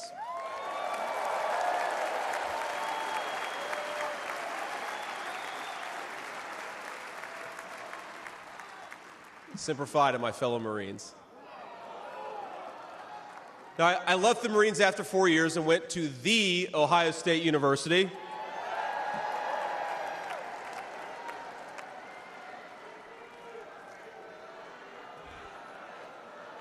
I'm sorry, Michigan. I had to get that in there.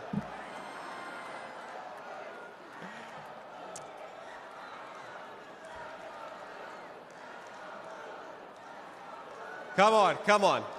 We've had enough political violence. Now, after Ohio State, I went to Yale Law School, where I met my beautiful wife. And then I started businesses to create jobs in the kind of places that I grew up in. Now, my work taught me that there is still so much talent and grit in the American heartland. There really is. But for these places to thrive, my friends, we need a leader who fights for the people who built this country.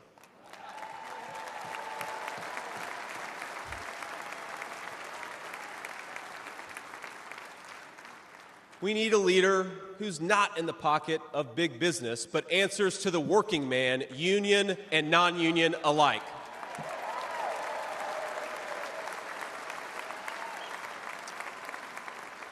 A leader who won't sell out to multinational corporations, but will stand up for American companies and American industry.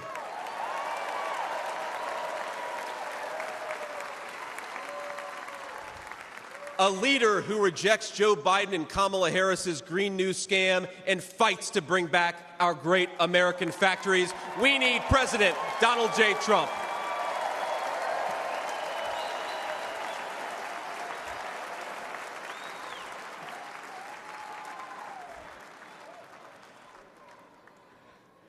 Some people tell me I've lived the American dream, and of course they're right, and I'm so grateful for it. But the American dream that always counted most was not starting a business or becoming a senator or even being here with you fine people, though it's pretty awesome.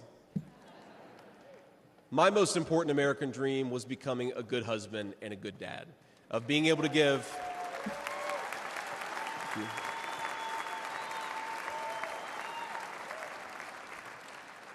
I wanted to give my kids the things that I didn't have when I was growing up, and that's the accomplishment that I'm proudest of.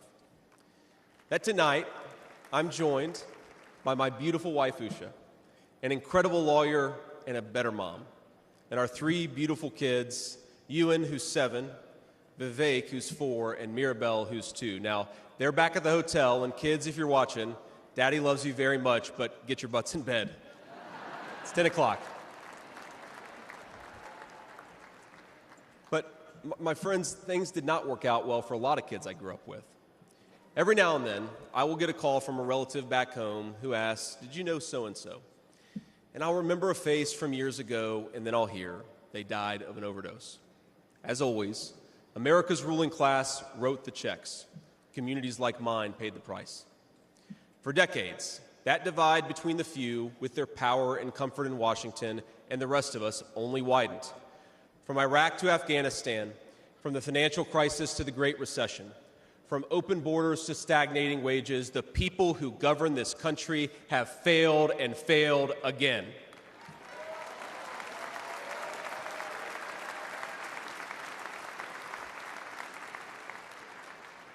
That is, of course, until a guy named Donald J. Trump came along.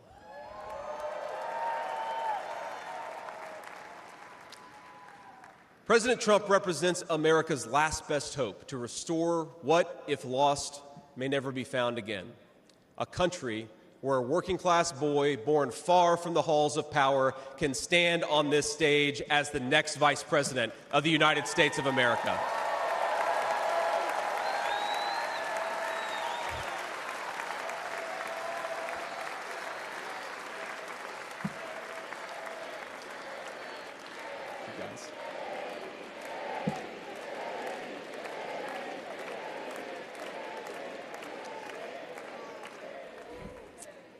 But, my fellow Americans, here in this stage and watching at home, this moment is not about me. It's about all of us, and it's about who we're fighting for.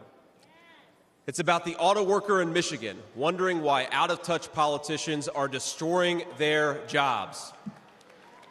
It's about the factory worker in Wisconsin who makes things with their hands and is proud of American craftsmanship.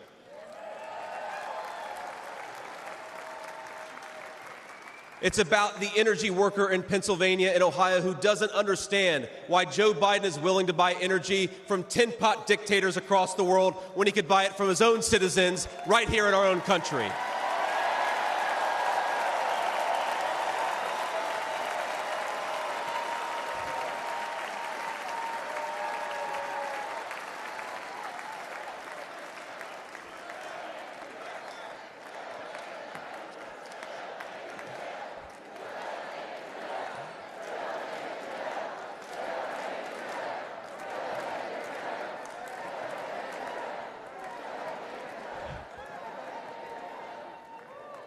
You guys are a great crowd. Wow. And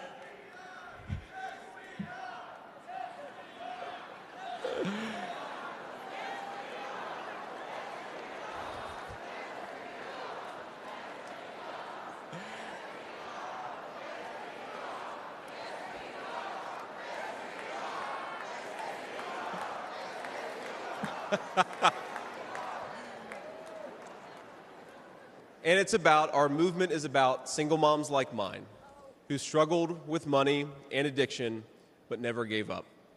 And I'm proud to say that tonight my mom is here, 10 years clean and sober.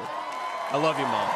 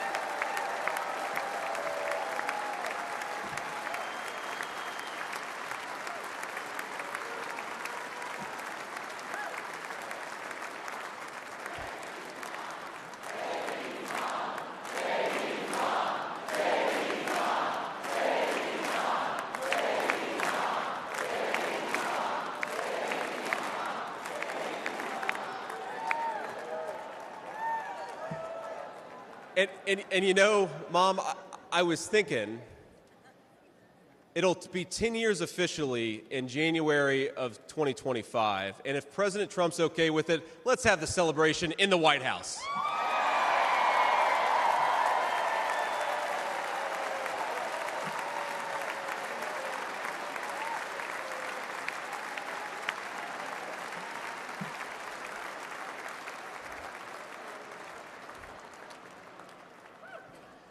And our movement, ladies and gentlemen, it's about grandparents all across this country who are living on Social Security and raising grandchildren they didn't expect to raise.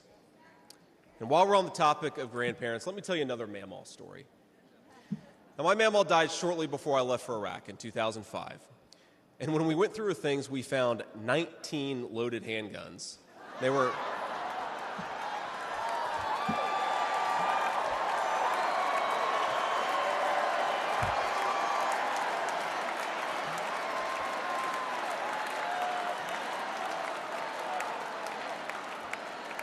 Now, the thing is, they were stashed all over her house, under her bed, in her closet, in the silverware drawer. And we wondered what was going on, and it occurred to us that towards the end of her life, Mamaw couldn't get around so well. And so this frail old woman made sure that no matter where she was within arm's length of whatever she needed to protect her family. That's who we fight for. That's American spirit.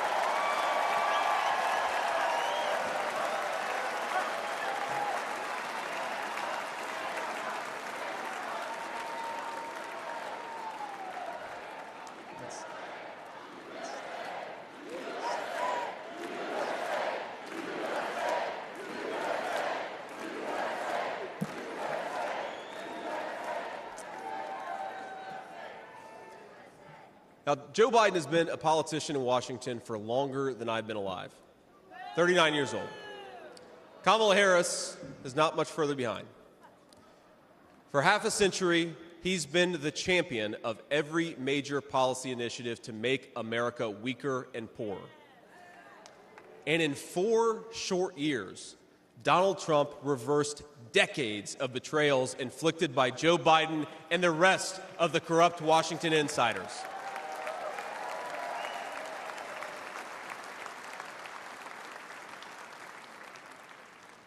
He created the greatest economy in history for workers. Really was amazing. There's this chart that shows worker wages, and they stagnated for pretty much my entire life until President Donald J. Trump came along. Workers' wages went through the roof.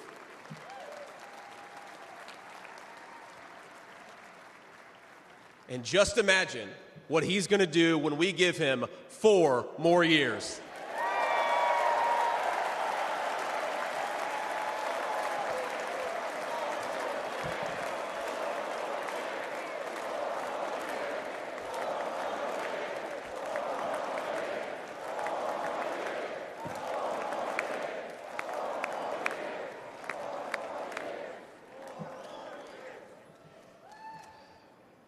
Months ago, I heard some young family member observe that their parents' generation, the baby boomers, could afford to buy a home when they first entered the workforce. But I don't know, this person observed, if I'll ever be able to afford a home. The absurd cost of housing is the result of so many failures, and it reveals so much about what's broken in Washington. I can tell you exactly how it happened. Wall Street barons crashed the economy, and American builders went out of business. As tradesmen scrambled for jobs, houses stopped being built. The lack of good jobs, of course, led to stagnant wages. And then the Democrats flooded this country with millions of illegal aliens. So citizens had to compete with people who shouldn't even be here for precious housing. Joe Biden's inflation crisis, my friends, is really an affordability crisis. And many of the people that I grew up with can't afford to pay more for groceries, more for gas, more for rent, and that's exactly what Joe Biden's economy has given them.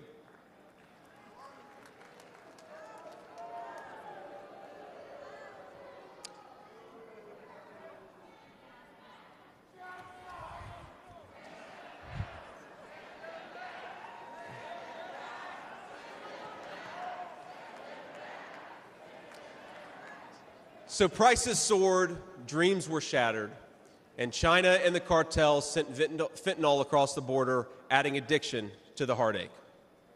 But ladies and gentlemen, that is not the end of our story. We've heard about villains and their victims. I've talked a lot about that, but let me tell you about the future.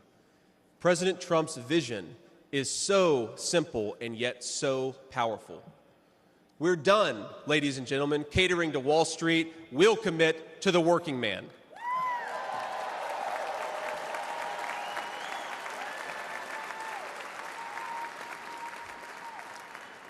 We're done importing foreign labor. We're going to fight for American citizens and their good jobs and their good wages.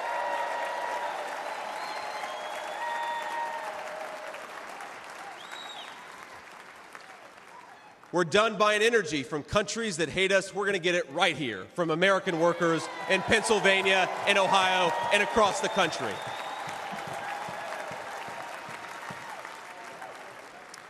We're done sacrificing supply chains to unlimited global trade, and we're going to stamp more and more products with that beautiful label, Made in the USA.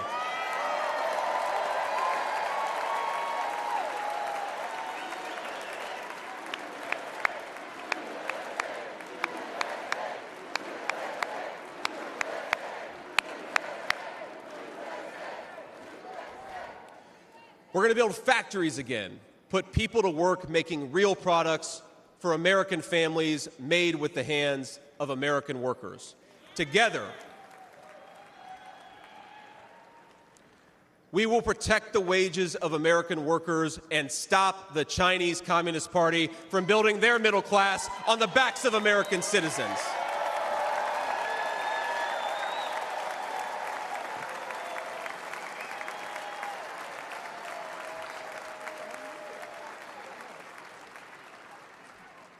Together, we will make sure our allies share in the burden of securing world peace. No more free rides for nations that betray the generosity of the American taxpayer.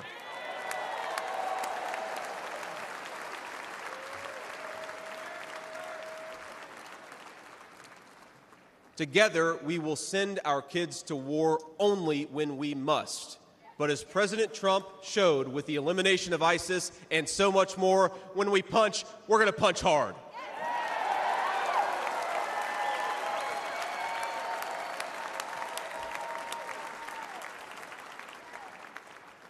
Together, we will put the citizens of America first, whatever the color of their skin. We will, in short, make America great again.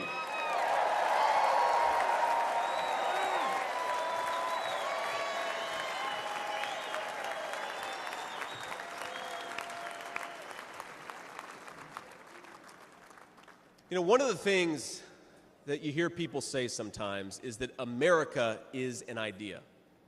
And to be clear, America was indeed founded on brilliant ideas like the rule of law and religious liberty, things written into the fabric of our Constitution and our nation. But America is not just an idea. It is a group of people with a shared history and a common future. It is, in short, a nation.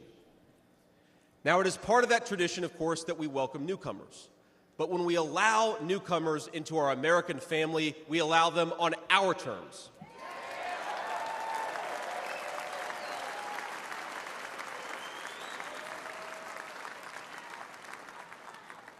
That's the way we preserve the continuity of this project from 250 years past to hopefully 250 years in the future.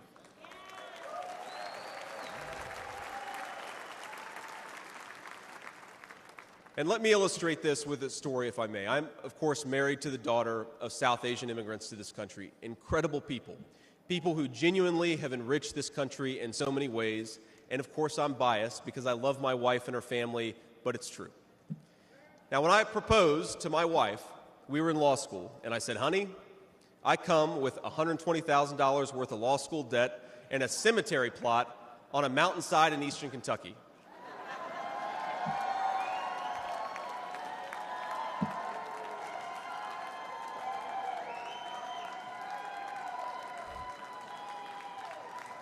And I guess standing here tonight, it's just gotten weirder and weirder, honey. But that's what she was getting. Now, that cemetery plot in eastern Kentucky is near my family's ancestral home. And like a lot of people, we came from the mountains of Appalachia into the factories of Ohio, Pennsylvania, Michigan, and Wisconsin.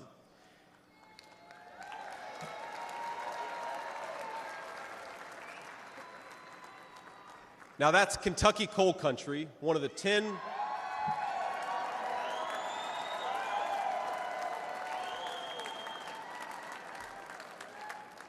Now, it's one of the 10 poorest counties in the entire United States of America.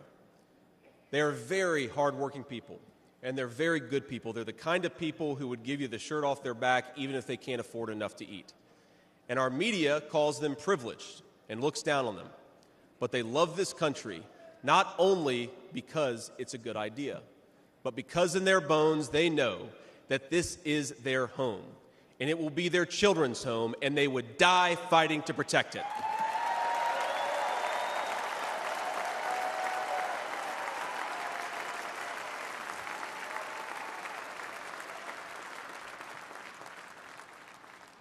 That is the source of America's greatness. As a United States Senator, I get to represent millions of people in the great state of Ohio with similar stories, and it is the great honor of my life. Now, in that cemetery, there are people who were born around the time of the Civil War. And if, as I hope, my wife and I are eventually laid to rest there, and our kids follow us, there will be 7 generations just in that small mountain cemetery plot in eastern Kentucky. 7 generations of people who have fought for this country, who have built this country, who have made things in this country, and who would fight and die to protect this country if they were asked to.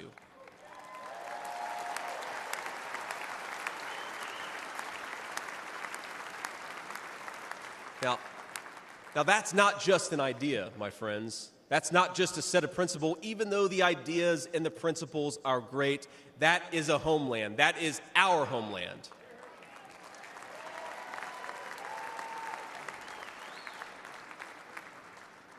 People will not fight for abstractions, but they will fight for their home. And if this movement of ours is going to succeed, and if this country is going to thrive, our leaders have to remember that America is a nation and its citizens deserve leaders who put its interests first.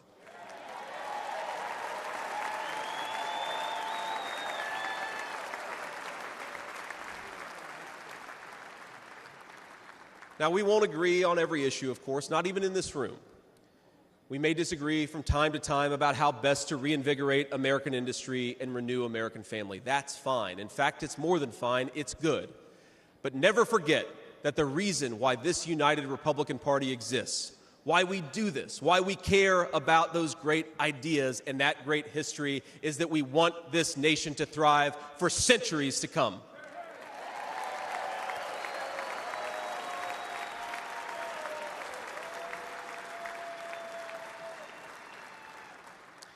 Now, eventually in that mountain cemetery, my children will lay me to rest. And when they do, I would like them to know that thanks to the work of this Republican Party, the United States of America is as strong and as proud and as great as ever.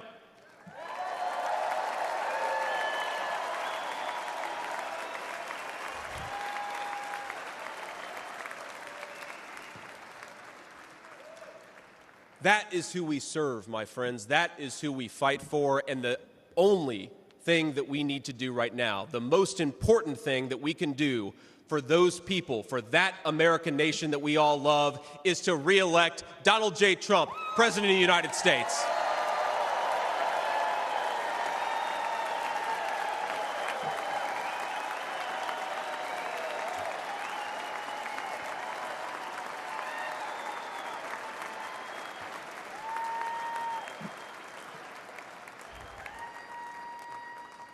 Mr. President, I will never take for granted the trust you have put in me.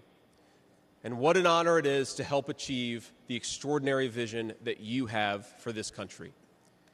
Now, I pledge to every American, no matter your party, I will give you everything I have to serve you and to make this country a place where every dream you have for yourself, your family, and your country will be possible once again.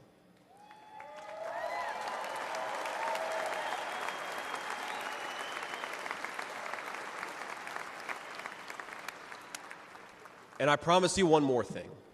To the people of Middletown, Ohio, and all the forgotten communities in Michigan, Wisconsin, Pennsylvania, and Ohio, and every corner of our nation, I promise you this: I will be a vice president who never forgets where he came from.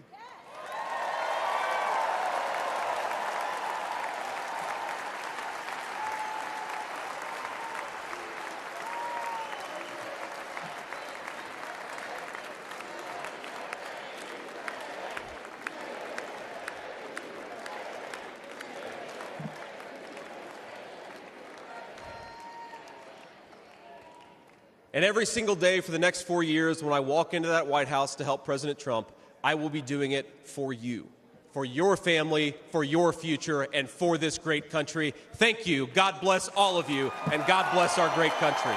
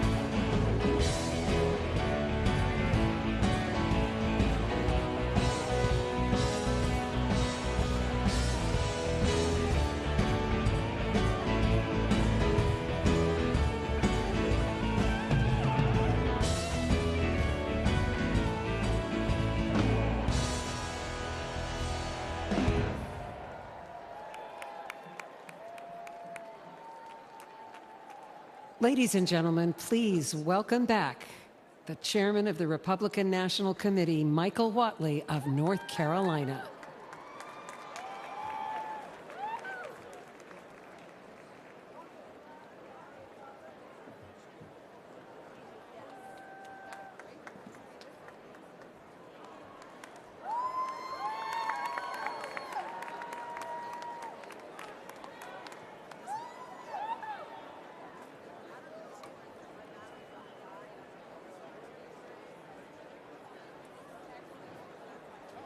Delegates and alternates, Republicans around the world, tonight in this hall, we had a chance to see what strength is like. Strength looks like heartbroken Gold Star families talking about their loved ones and talking about their loss. Strength looks like fraternity brothers facing down a hostile crowd to save the American flag. Strength looks like thousands of law enforcement officers from all across the country here to protect us tonight. Strength tonight looks like all of the soldiers and the sailors and the airmen and the Marines around the world keeping America safe home and abroad. Strength looks like a teenage daughter standing on this stage and talking to America about the love that she has for her grandfather.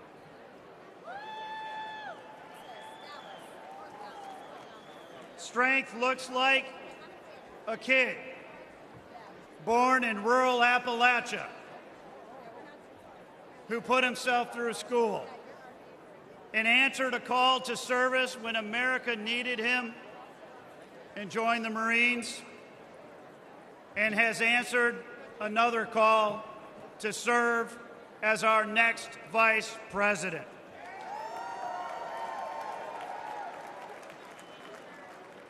And strength looks like a man who gave up a successful business career and a comfortable life to fight every single day for the American people, who has suffered hoax after hoax after hoax, who has endured politically motivated prosecutions and lawsuits all across the country, and who, when he was knocked down by a would-be assassin's bullet, got back up and encouraged America to fight, fight, fight.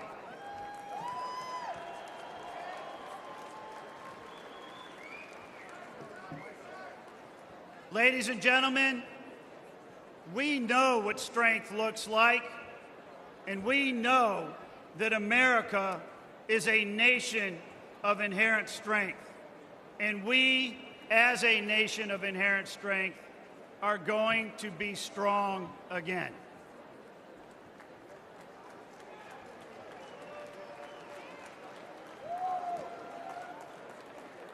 For tonight's benediction, please welcome the lead pastor at Bayou Blue Assembly in Houma, Louisiana, Pastor Packy Thompson.